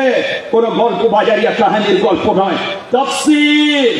১৫০০ বছর পুরানো এই ঘটনা আপনাদের সামনে আমি বলে যাচ্ছি কোন কোন কিতাবে লেখা আছে। তাফসীরে রাজি দ্বিতীয় খণ্ড ৪৮৮ পৃষ্ঠা, তাফসীর মাদারিক ও খাজি প্রথম খণ্ড ২৪২ পৃষ্ঠা, এবং জালালাইন শরীফ প্রথম কথা। এই যে জালালাইন, এই জালালাইন আমাদের মাদ্রাসার সিলেবাস বুক। মাওলানা এনারা পড়েছেন মাদ্রাসার কিতাব, যেটা আমরা না পড়লে মাওলানা হতে পারবে না, সেই কিতাবে লেখা আছে। আহলে সুন্নাত ওয়াল জামাতে আমাদের মাদ্রাসায় পড়ানো হয়। কি শিয়া, কি আপনার কি হানাফি, কি শাফি, এই তাফসীর পড়ানো হয়। তাহলে আজ আমাদের কিতাবে কি লেখা আছে দেখো, আহলে বাইত পাকের শান। অন্যদিকে যাওয়ার আমাদের দরকার নেই। বলছেন সেই পাদ্রী যে খবরদার এনাদের সাথে বদদোয়া চেও না, এনাদের পাহাড়ে চলে যাবে এনাদের বদদোয়া। তাহলে এনারা চেহারা দেখে বুঝে গেলেন, চেহারা দেখলেন, বুঝে গেলেন এনাদের ক্ষমতা। আর আজ আমাদের কিছু মাওলানারা, আজ আমাদের কিছু আলেমরা, আজ কিছু বুখারী মুসলিম তিরমিজি পড়ানেওয়ালা, আজ আমাদের কিছু আলেম ইমামরা, কোরআন পড়ানেওয়ালা, তারা বলে আলীর কোনো ক্ষমতা নেই, হাসান হোসেনের কোনো ক্ষমতা নেই, রাসূলের কোনো ক্ষমতা নেই, কোনো পাওয়ার নেই। আমাদের মতো মানুষ ওনারা। আরো কি? আরে তোমরা হোসেন হোসেন কেন করো? হোসেন তো নিজেই কারবালায় বাঁচতে পারেনি, তোমরা কি করে বাঁচবে? তোমাদের কি করে বাঁচাবে? হোসেন নিজে পানি পায়নি, তোমাদের কি করে সাহায্য করবে? তোমরা হোসেন হোসেন করো না, হোসেন মুহতাজ। হোসেনের যদি ক্ষমতা থাকতো তাহলে ওখান থেকে বেঁচে ফিরে আসতো, ইত্যাদি বলে বলে আমাদের ঈমানকে নষ্ট করে দেয় এরকম জামাত ও মুসলমান, এই কোরআন পড়ানেওয়ালা, এই নামাজ পড়ানেওয়ালা মানুষ আজ আমাদের কম সমাজের মধ্যে ঘুরে বেড়াচ্ছে। হ্যাঁ, অনেকে বলবে কেন ৪০ করছ, কেন মুহররম করছ, কেন ইমাম পাকের জিকির করছ? আরে হোসেন নিজে যখন বাঁচতে পারেনি, নিজের শাহজাদা আলী আসগার আকবরকে বাঁচাতে পারেনি, কারবালায় পানি পায়নি, তোমরা কেন হোসেন হোসেন করছ? তাহলে এইবারে চিন্তা করুন। হ্যাঁ, ওদিকে পাদ্রী বলছে যে হোসেনের দোয়ায় পাহাড় চলে যাবে, পাদ্রী বলছে। আর আমাদের মুসলিম ইসলামিক মৌলানা পাদ্রী গুলো থেকেও খারাপ, তারা কি বলছে? না, হোসেন হোসেন করা যাবে না, হোসেনের কোনো ক্ষমতা নেই। তাহলে তো কারবালায় বেঁচে আসতো হোসেন। হ্যাঁ, চিন্তা করুন কি উত্তর এদেরকে দেবেন, শুনে নেন, সেইটা বুঝে নেন। এদের উত্তর কি দেবেন? এদের একটাই মাত্র উত্তর, এই যে কামবাখ মৌলা ইমাম হোসেন পাকের যে বাল্যকালে ক্ষমতা চেহারা দেখে পাদ্রী স্বীকার করেছিলেন, সেই ক্ষমতা কিন্তু যত দিন গিয়েছে তত বেড়েছে, কমেনি। কারবালায়ও সেই ক্ষমতা ছিল। কারবালার সরজমিনে মাওলা ইমামে হোসেন আলাইহিস সালাম এক ফোঁটা পানি দূরের কথা, ইয়াজিদ গোষ্ঠীর কারোর ক্ষমতা ছিল না মাওলা ইমাম হোসেনের উপরে পানি বন্ধ করতে পারে। বরং হযরত ইমামে হোসেন আল্লাহর কুদরতের খেলায় রাজি হয়ে উনি কিছুই বলেননি। নচেত ইমামে হোসেন যদি ওই ফোরাতকে হুকুম দিতেন, ওই ফোরাত নদী সম্পূর্ণ মালাউন কাফেরদেরকে ডুবিয়ে ইমাম হোসেন পাকের কদমে এসে পড়ে যেত। এটাই ইমান, এটাই বিশ্বাস। কেন? এই জন্যই আজ আমরা যে জমজম পানি পান করি, ওটা কি ভাই? জমজম পানি পান করি ওটা কি জান্নাত থেকে ডাইরেক্ট এসছে নাকি?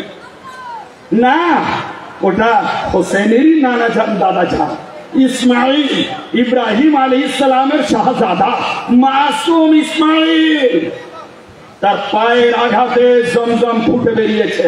বেরোয়নি? পাহাড় থেকে জমজমের পানি বেরিয়েছে। ইসমাইল কে? ইমাম হোসেন পাকের দাদু যান, ইমাম হোসেন পাকের নানু যান। হযরত ইসমাইল বংশ আমার রাসূল এলেন, আর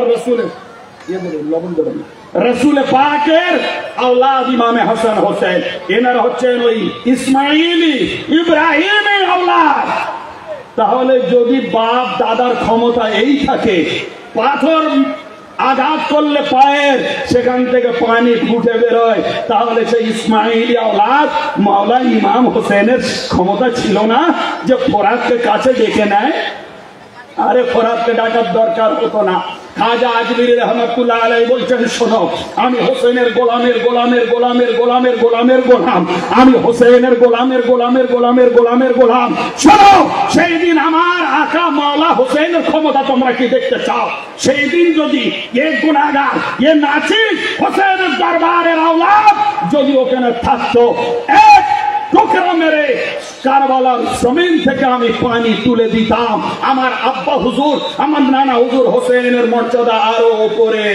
চিন্তা করো, চিন্তা করুন। হযরতে খাজা আজমিরি দেখেননি আজমির শরীফে পানি বার করা দূরের কথা, সবার পানি শুকিয়ে নিয়েছিলেন, কাটুরের মধ্যে হয়নি, প্রমাণ হয়নি। তা যারা পানি বার করতেও পারে তারা পানি শুকাতেও পারে, যারা পানি শুকাতে পারে তারা পানি বার করে। হ্যাঁ, তো হযরত ইমামে হোসেন আলাইহিস সালাম তিনি মাওলা, তিনি কারবালায় তিনি আল্লাহর পরীক্ষা দিচ্ছেন যে হোসেন, আজ তোমাকে যে ক্ষমতা দেওয়া হচ্ছে ওটার উপরে তুমি পর্দা রেখে দাও। আজ তোমার কুরবানির দরকার। খালি হোসেন তোমার একলা কুরবানি নয়, তোমার আওলাদের কুরবানির দরকার, তোমার সাথীদের কুরবানির দরকার, আলী আসগার আলী আকবরের কুরবানির দরকার হোসেন। কেন? এই জন্য যে কুরবানিটা ইব্রাহিম করেছিলেন ইসমাইলের গলায় ছুরি চালিয়ে, সেই জায়গায় কিন্তু আমি ইসমাইলকে বাঁচিয়ে নিয়েছিলাম। ইসমাইল নবী বাঁচেননি।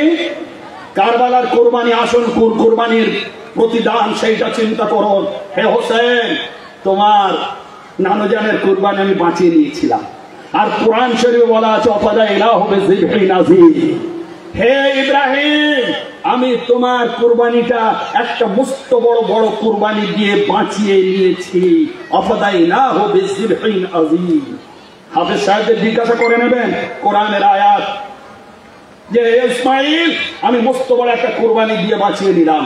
তা হযরত ইসমাইল তো বেঁচে গেলেন, তা মস্ত বড় কুরবানিটা কি? আমাদের ওই চার পায়ে জন্তু জানোয়ার, ওই দুম্বা, ওই 10,000 টাকা 20,000 টাকার একটা গরু, ওই ছাগল, একটা প্রাণী, একটা চতুষ্পদ জন্তু কখনো একজন নবীর কুরবানির সমতুল্য হতে পারে কি?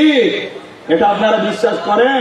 বিশ্বাস না করলে মৌলবীরা তো আপনাদের সবসময় ডোজ খাইয়ে খাইয়ে খাইয়ে খাইয়ে বিশ্বাস করে দিয়েছেন কি না ইসমাইলি কুরবানির হচ্ছে আসল কি এই চার পায়ের জন্তু। তা চার পায়ের জন্তু কুরবানি ইসমাইলের থেকে বড় হতে পারে? অপদায়না বেজিবিন আজিম আল্লাহ বলেছেন বড় কুরবানি। তা চার পায়ের জন্তু ইসমাইলের থেকে বড় কুরবানি না। ভাই এত সহজ নয় কোরআন বোঝা। যতক্ষণ না নিজের পীর ও মুর্শিদের দয়া দোয়া করুণা নিদা হবে ততক্ষণ বুঝতে পারবেন না কোরআনের আসল হকিকত মারফাত এবং কোরআনের আসল উদ্দেশ্য কি। ওখানে যে একটা দুম্বা জবাই করা হয়েছিল হযরত ইসমাইল, এটা ছিল প্রতীকী কুরবানি, প্রতীকী মিসালি কুরবানি ওই সময়ের জন্য। মিসালি কুরবানি, প্রতীকী কুরবানি। ওইটা হওয়ার পরে আল্লাহ বললেন হে ইসমাইল, হে ইব্রাহিম, আমি আজ মস্ত বড় কুরবানি দিয়ে এটাকে বাঁচিয়ে নিলাম তোমার শাহজাদাকে। সেই জন্য আল্লামা ইকবাল থেকে নিয়ে পৃথিবীর তাবর তাবর মুফাসসিরিনে কেরাম উলামায়ে ইসলাম বুজুর্গানে দ্বীন কি বলেছে যে সেই কুরবানি 5000 বছর পরে কারবালা বুকে হযরতে ইসমাইলের কুরবানি তার শাহজাদা মাওলা ইমাম হোসেন চুকিয়েছেন। মাওলা হোসেন চুকিয়েছেন সেই কুরবানি। এইটাই হচ্ছে কেন? বাপের ঋণ ছেলে শোধ করে, অন্য কেউ শোধ করে না। লাশ সামনে পড়ে আছে, ছেলেরাই এসে বলে আমার বাবা ইন্তেকাল করেছে, আপনাদের কোন ঋণ থাকলে আপনারা বলুন, আমি ছেলে হিসেবে দিয়ে দেবো। বলে না? পাড়ার লোক কেউ এসে বলে? কোন কমরেড এমএলএ এমপি এসে বলে যে আমাদের এতদিন ভোট দিয়েছিল, ওর হয়ে আমরা সবাই মিলে ঋণ শোধ করে দেবো? আজ পর্যন্ত কেউ দেখেছেন বলেছে?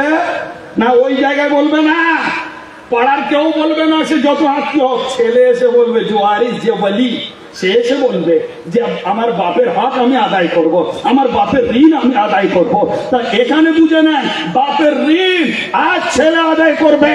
তা ওই রকম 5000 বছর কুরবানির যে ঋণ আল্লাহ ইসমাইলকে নিতে চেয়েছিল, কিন্তু আল্লাহ রেখে দিলেন। আর সেই ইসমাইলি কুরবানিটা কারবালার সরজমিনে মাওলা ইমামে হোসেনকে দিয়েই আল্লাহ পরিপূর্ণ করলেন। তাই ইসমাইলি আওলাদ, ইসমাইলি শাহজাদা আমার মাওলা ইমামে হাসান হোসেন। হ্যাঁ, বুঝুন, তাহলে সম্পূর্ণ ক্লিয়ার হবে। আর হযরত রাসূল পাক সাল্লাল্লাহু তাআলা আলাইহি ওয়াসাল্লাম পাক যে ঘটনাটা এইবারে হলো, সম্পূর্ণভাবে তারা আপনার সারেন্ডার করলো যে হুজুর আপনাদের সাথে আমরা আর মুবাহালা করব না। একবার দরুদ শরীফ পাঠ করেন, আল্লাহুম্মা সাল্লি আলা।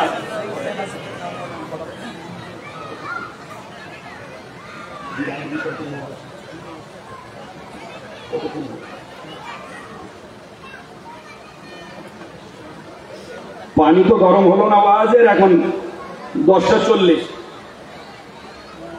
কটা বাজে হবে ইনশাল্লাহ? আপনারা হ্যাঁ জি ইনশাল্লাহ জেনে আসুন, তবেই তো। আমি তো ক্লিয়ারলি যেমন দূর থেকে এসেছি আহলে বাইত পাকের শানে বলার জন্য, বলেও যদি তৃপ্তি না পাই অল্প টাইমের মধ্যে, তাহলে তো আপনাদের শুনেও ভালো লাগবে না। এইবারে চলুন, যতক্ষণ উনি জিজ্ঞাসা করতে যাচ্ছেন শুনুন। আহলে বাইত আওলাদে রাসূল মাওলা ইমামে হোসেন পাক আলাইহিস সালাতু ওয়াত তাসলিম, হযরত মাওলা আলী মুশকিল কুশা পাক, এনারা কারা?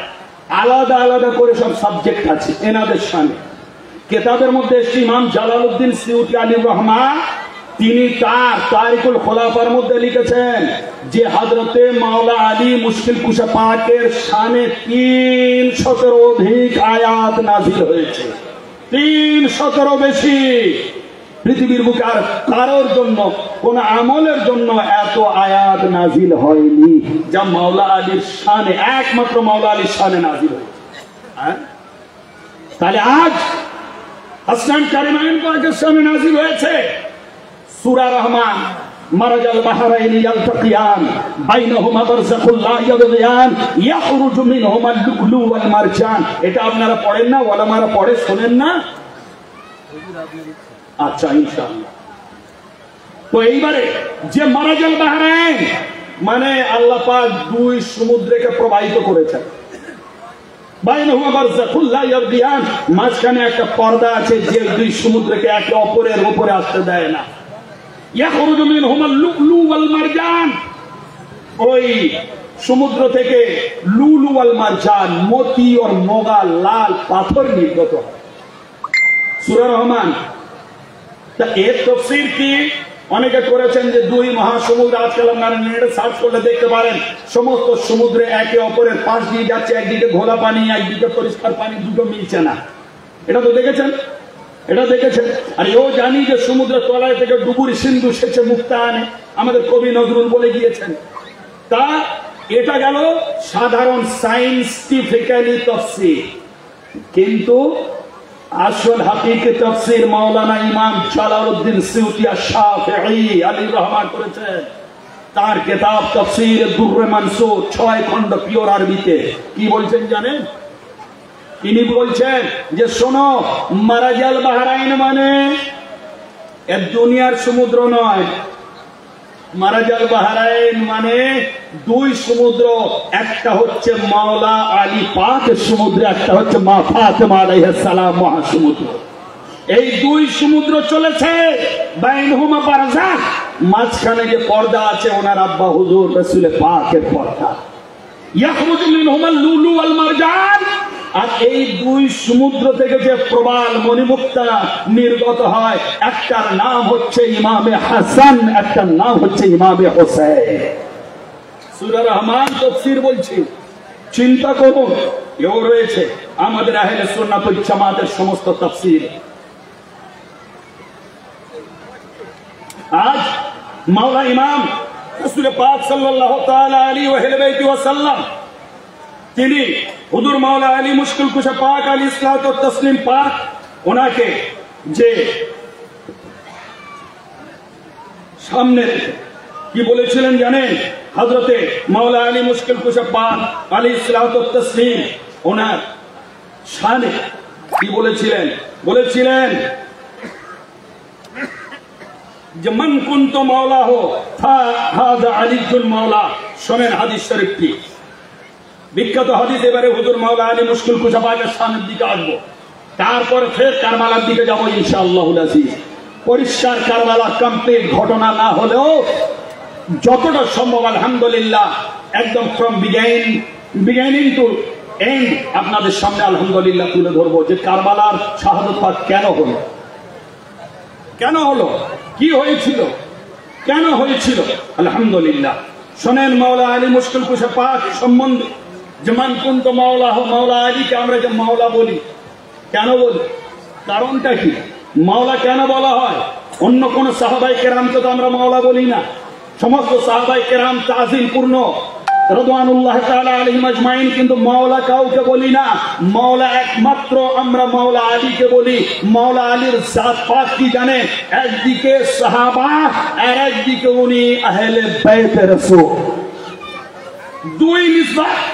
মাওলা আলী পাকের কিতাবের মধ্যে এসেছে সর্বপ্রথম যিনি কলমা পড়েছেন হযরতে ইমাম নাসাই খাসায়েস মাওলা আলীর মধ্যে বলছেন সর্বপ্রথম যে নামাজ পড়েছেন আর মাওলা আলী সর্বপ্রথম যে ঈমান এনেছেন, সকল সাহাবার আগে মাওলা আলী ঈমান এনেছেন। হ্যাঁ, আফজালুস সাহাবা হযরত মাওলা আলী মুশকিল কুশা, উনি আহলে বাইত রাসূল, সাহাবার মর্যাদা পড়ে ওনার আগে হচ্ছে উনি আওলাদ রাসূল, আহলে বাইত রাসূল এবং রাসূল পাকের ঘরানা নূর, জাতে রাসূল, নফসে রাসূল, নফসে পয়গম্বর মাওলা আলী। এই মর্যাদা কোন সাহাবায়ে কেরাম রাদিয়াল্লাহু তাআলা আনহুম আজমাইন পাননি, যা আমার মাওলা আলী পেয়েছেন। শোনেন মাওলা আলী পাকের মর্যাদাটা বলি। হযরত ইমাম গজ্জালী রাহমাতুল্লাহ আলাইহি কি বলছেন? ইমাম গজ্জালী রাহমাতুল্লাহ আলাইহি শুনলে অবাক হবেন। যখন আপনারা জানেন, যখন মেরাজ আপনার হিজরত হয়েছিল, হিজরতের রাত আমার রাসূল পাক তো বেরিয়ে গেলেন, মক্কা ছেড়ে মদিনায় চলে গেলেন। মক্কা ছেড়ে যখন মদিনায় চলে যাচ্ছেন, তখন কি হলো? মাওলা আলীকে ডাকলেন, আলী তুমি এদিকে এসো, আমি হাত করে চলে গেলে হবে না, তুমি এখানে এসো। গভীর অন্ধকার, চারিদিকে সমস্ত মালাউন কাফের মুশরিকের তলোয়ার ধরে একেবারে রেডি রাসূলকে কতল করে দেওয়ার জন্য, শহীদ করে দেওয়ার জন্য। নাউযুবিল্লাহ। ওই মোমেন্টে, ওই টাইমে হুজুর রাসূল পাক কি করলেন? মাওলা আলীকে ডাকলেন, আলী এদিকে। মাওলা আলী এলেন, বললেন আলী আমি তো চলে যাচ্ছি মদিনায়, আমার কাছে কাফের মুশরিকরা কিছু গচ্ছিত সম্পদ রেখেছে আমানত স্বরূপ, আমি খালি চলে গেলে হবে না, কাফেররা বলবে আমাদের আমানত নিয়ে চলে গিয়েছে মুহাম্মদ, এই ক্লেম অফ ব্লেম আমার উপরে দেবে, সুতরাং এটা মানা যাবে না। আলী তুমি এই আমানত গুলো দেখো, আমানত গুলো আমার ঘরে আছে, আর তুমি আমার বিছানায় খুব খেয়াল করুন, আমার বিছানায়, যে বিছানা আমি শুয়ে আছি, এই বিছানায় তুমি শোবে, আমি যে চাদর গায়ে দিয়ে শুয়েছিলাম ওই চাদরটা মুড়ো দেবে, সম্পূর্ণভাবে তুমি শুয়ে থাকবে। আমি চলে যাচ্ছি কোথায়? মদিনায়। আগামীকাল তুমি সমস্ত কিছু আমানত যাদের তাদের প্রাপ্য বুঝিয়ে দিয়ে তুমি কাল মদিনায় দেখা করো। এইবারে চিন্তা করো, ওই সিচুয়েশনের মধ্যে চারিদিকে গভীর সংকট, কেউ তলোয়ার দিয়ে যদি মারতে আসে, বাপ যদি বলে বেটাকে ডাকে, বেটা আমার জায়গায় তুমি শুয়ে থাকো, কিন্তু বলবে না যে আমি বেটা, বাপ চলে গিয়েছে, বাপের জায়গায় তুমি বাপ হয়ে শোবে, আমি চলে যাচ্ছি। এমন তো বেটা পৃথিবীর বুকে বোধহয় আজ আমাদের আর নেই যে বাপের জন্য কুরবান হতে পারে। বলবে বাপ তুমি চলেছ আর আমাকে ওই মৃত্যু বিছানায় শায়িত করে, এটা হতে পারে না, আমিও চললাম বলে সে বাপের কথাকে না মেনে অস্বীকার করে বেরিয়ে যাবে। কিন্তু মওলা আলী মুশকিল কুশা রাসূল পাকের এক ডাকে সাড়া দিয়ে বিছানায় শুয়ে পড়লেন। নবী পাকের চাদর উড়লেন, নিচে বিছানা নবীর, উপরে চাদর নবীর, মাঝখানে শুয়ে আছেন মাওলা আলী। এই মুহূর্তে হযরত ইমাম গজ্জালী রহমাতুল্লাহ আলাইহি পৃথিবী বিখ্যাত দার্শনিক কি বলছেন জানেন? শোনেন। कि फरमाते हैं शब हिजरत जब हजरत मौला अली रसूल पाक को अपने बिस्तर मुबारक पर सुलाकर चले गए तो अल्लाह ने हजरत जिब्रील हजरत मिकाइल से फरमाया, देखो अली मेरे हबीब मोहम्मद सल्लल्लाहु अलैहि वसल्लम पर जान फिदा कर रहा है। যখন আমার নবী পাক চলে গেলেন, হযরত মাওলা আলী শুয়ে পড়লেন, উপরে চাদর রাসূলের, নিচে বিছানা রাসূলের, মাঝখানে মাওলা আলী পাক শুয়ে। সাথে সাথে আল্লাহ রাব্বুল আলামিন একটা মিটিং, এমার্জেন্সি মিটিং ডাকলেন, ক্যাবিনেট মিটিং ডাকলেন। ক্যাবিনেট মিটিং এ কে কে আছেন? জিবরাইল আছেন, ইসরাফিল আছেন, মিকাইল আছেন। এনাদেরকে ডাকলেন, জিবরাইল ও মিকাইল এদিকে এসো। ওনারা সকলে হাজির হলেন। ওনারা আল্লাহর সামনে হাজির। বলছেন আল্লাহ কি ফরমাইশ, কি হুকুম? তখন বলছেন শোনো, হুকুম হচ্ছে এই যে দেখো আমার রসুলের জন্য জান ফেদা করে আলী আজ তার বিছানায় শুয়ে আছে।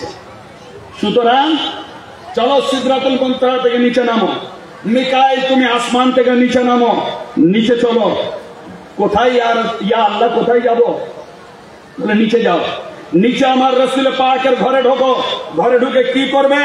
जाओ, जाकर सारी रात उसकी हिफाजत करो। खबरदार তোমরা নেমে যাও। নেমে গিয়ে তোমরা মাওলা আলী, আমাদের আলী মাওলা, মাওলা আলী, মাওলা আলী, সেই মাওলা আলীর বিছানার ধারে তোমরা পাহারা দেবে, হেফাজত করবে। তাহলে এইবারে কি হলো? পরওয়ারদিগারের হুকুমে দোনো ফেরেশতে হযরত জিবরাইল ওনারা নামলেন। জিবরাইল আর মিকাইল। চিন্তা করুন, বডিগার্ড, বডিগার্ড। রসুল চলেছেন, রসুলের বিছানায় মাওলা আলী শুয়ে আছেন। কখনো শুনেছেন এই ঘটনা যে পৃথিবীর বুকে মাওলা আলীর বডিগার্ড হিসেবে জিবরাইল নেমে এসছে? বডিগার্ড মানে কি খাদেম? তাই নয়। বডিগার্ড মানে খাদেম, বডিগার্ড মানে চাকর, বডিগার্ড মানে আপনার হুকুম বরদার। তো মাওলা আলীর শান দেখে রাসূল পাকের উপরে নিজের জান কুরবান করে দিয়ে বিছানায় শুয়ে পড়লেন। আল্লাহ বললেন চলে যাও জিবরাইল মিকাইল, আমার আলীর কাছে গিয়ে সারা রাত তোমরা পাহারা দাও। এইবারে কি হলো? ওনারা নিচে নামলেন।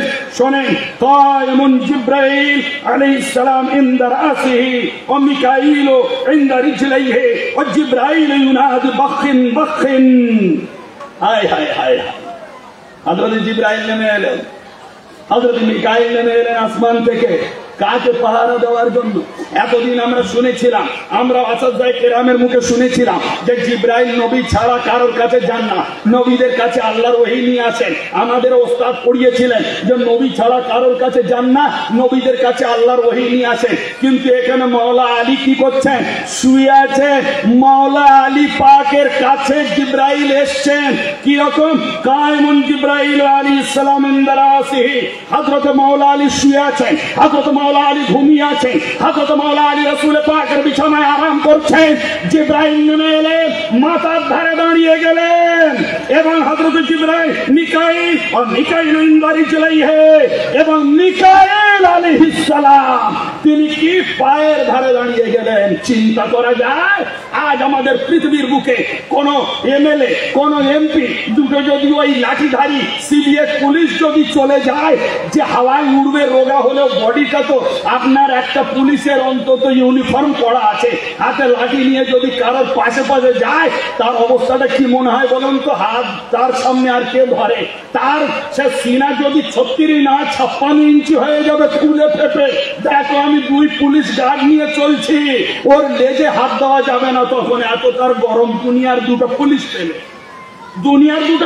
পেলে তার ধরে যায়।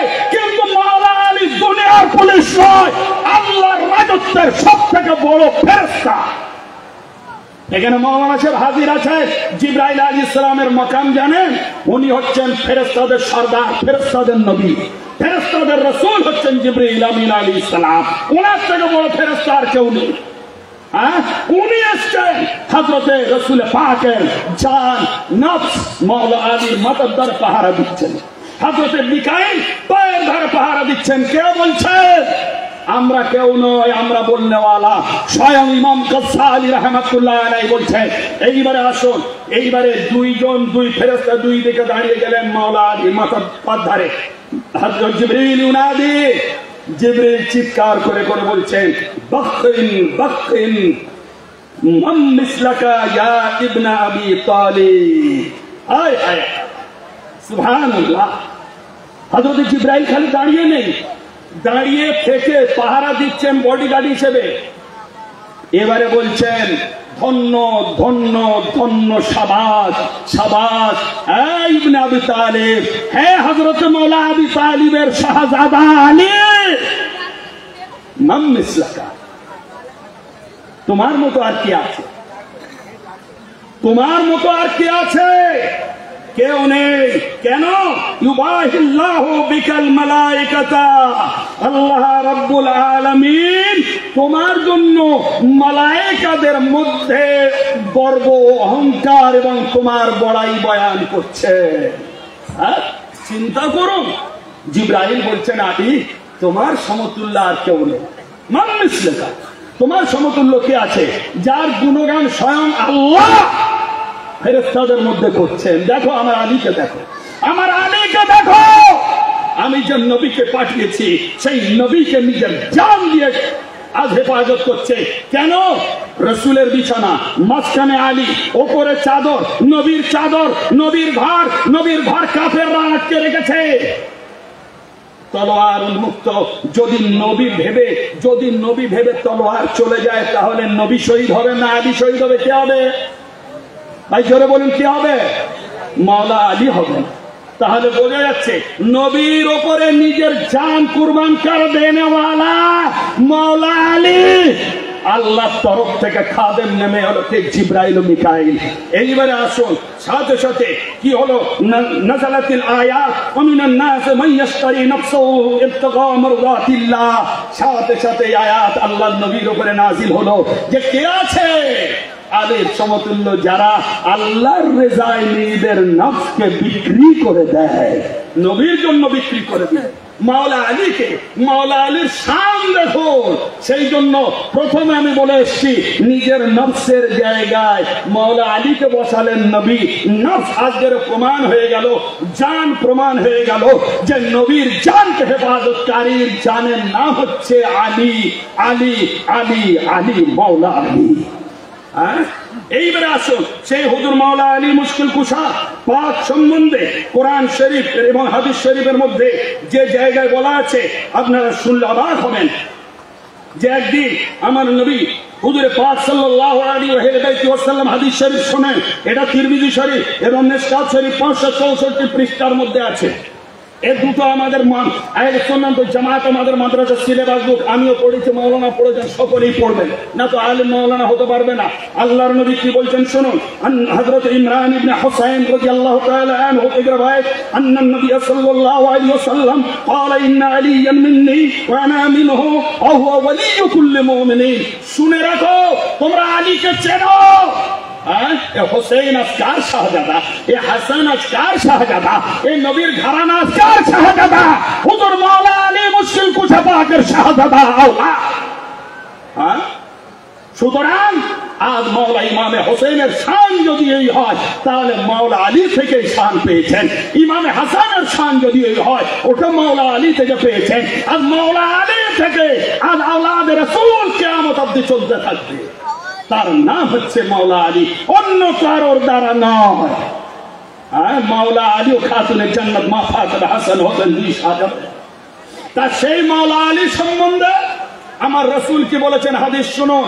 তিরমিজি 6 হাদিসের মধ্যে একটি তিরমিজি শরীফ, আল্লাহর নবী বলছেন, ইন্না আলিয়া মিন্নি ওয়া আনা মিনহু।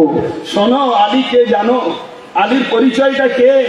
আলীকে তোমরা ওই রকম ছোট, আর আলীকে তোমরা 4 নম্বর বলে তোমরা হেও মনে করো না। তোমরা কি মনে করেছো? শোনো, আলীকে জানো। ইন্না আলিয়া মিন্নি, আলী আমার থেকে, আলী আমার থেকে, ওয়া আনা মিনহু, এবং আমি নবী আলী থেকে। চিন্তা করে হাদিসগুলো একটাও বাইরের কথা হবে না, আমি বলে দিয়েছি। যা হবে কোরআন এবং হাদিস, অ্যাকর্ডিং টু কোরআন হাদিস আর তাফসীর। আজ আপনাদের এই জিকরে শাহাদাত কনফারেন্স আলহামদুলিল্লাহ সফল হবে কোরআন হাদিস আর তাফসীর। এই নয় যে উঠলাম দুটো হাদিস শরীফ দুটো বলে এবার আমি অন্য দিকের আলোচনা করছি না। যে বিষয় আহলে বাইতের জিকির, আহলে বাইতের জিকিরই হবে ইনশাআল্লাহুল আজিজ। পাঞ্জাতুল পাকের জিকিরই হবে, তবেই তো শুনে মজা। রাসূল কি বলছেন মাওলা আলী সম্বন্ধে? শোনো, যে ইন্না আলিয়া মিন্নি, আমি আলী আমার হতে, আলী আমার হতে, আর আনা মিনহু, আমি আলী হতে। তাহলে এবার আপনি চিন্তা করেন আমার মাওলা আলীর শান কি। মাওলা আলীর শান, হায় হায়, রসুল আলী হতে, আলী রসুল হতে, তাহলে কি বোঝা যায়? যদি এইটা বাংলায় করা যায়, যিনি আলী তিনি মোহাম্মদ, যিনি মোহাম্মদ তিনি আলী। কিন্তু হাদিস ওই বলছে, কিন্তু আমি পর্দা রেখে বলবো যে রাসূল হুজুর পাক সাল্লাল্লাহু আলাইহি ওয়াসাল্লাম তিনি হচ্ছেন নবী, আখিরি নবী, আখিরি রাসূল। আমার নবীর পরে কোন নবী দুনিয়ায় আর নেই, আখিরি নবী, আখিরি পয়গম্বর। আর হুজুর মাওলা আলী, আমার নবী যেমন সমস্ত নবীদের সর্দার, আমার নবী থেকে যেমন সমস্ত নবীগণ নবুয়ত লাভ করেছেন, সেম হযরত মাওলা আলী হচ্ছেন কে? সমস্ত ওলায়াতের সর্দার। সমস্ত ওলিরা আমার মাওলা আলী থেকে ওলায়াত লাভ করেছেন। আল্লাহর নবী বলছেন, আনা ওয়ালি মিন নূরিন ওয়াহিদ। হযরত ইমাম আহমদ বিন হাম্বল তিনি তার হিকায়াত, তিনি তার সাহাবার মধ্যে ফজাইল সাহাবার মধ্যে বর্ণনা করেছেন, আনা ওয়ালি মিন নূরিন ওয়াহিদ, আলী ও আমি এক নূর থেকে এসেছি। ওই জায়গায় এক হয়েছিলাম, এক হয়ে আসছি। আল্লাহ আমার ও আলীর নূর হযরত আদমের 14,000 বছর পূর্বে তৈরি করে রেখেছিলেন। আরো শুনুন, আরো মধ্যে চলুন। হযরত আদম আলাইহিস সালামের সম্বন্ধে আমরা কি জানি? দুটো কওল আছে। যখন উনি আল্লাহর কাছে কাঁদছে, আল্লাহ গো আমার যে ভুল হয়ে গিয়েছে, খাতা ইশতিহাদি, আল্লাহ তুমি মাফ করো। একটা আছে কি, খালি কলমার কথা বলা আছে, আর সে দেখেছি মুহাম্মাদের নাম, লা ইলাহা ইল্লাল্লাহু মুহাম্মাদুর রাসূলুল্লাহ, আল্লাহ তোমার ওই নবীর ওসিলায় ক্ষমা করে দাও।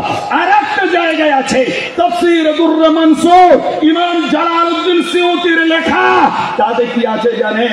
হযরতে মাওলা আলী মুশকিল কুশা পাকের কথা বলা আছে, খাতুনে জান্নাতের কথা বলা আছে।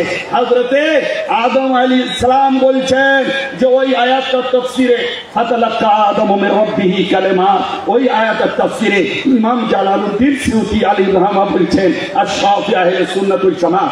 আলহামদুলিল্লাহ, আমি ফাইজুল উলামা পড়ার পরে শাফি মাযহাব কেরালায় মার্কাজে 3 বছর তাকাসসুস পিএইচডি করে এসেছি, ওখানে শাফিউল মাযহাব, ওখানে বিশাল বড় লাইব্রেরি ছিল, আপনাদের যত বড় মাঠ তত বড় লাইব্রেরি। ওখানে গিয়ে অরিজিনাল কিতাবগুলো দেখেছি কি লেখা আছে। এখন তো নেটে আপনারা ইজি পেয়ে যাবেন। এক একটা কিতাবের দাম 10,000, 20,000, 50,000 টাকা।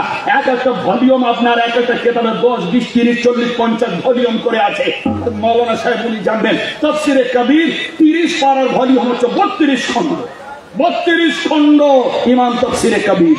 তাহলে আজ ইমাম জালালউদ্দিন ওই আয়াতের তাফসীরে লিখছেন, শোনো, হযরতে আদম আলাইহিস সালাম খালি রাসূল পাকের ওসিলা দেননি।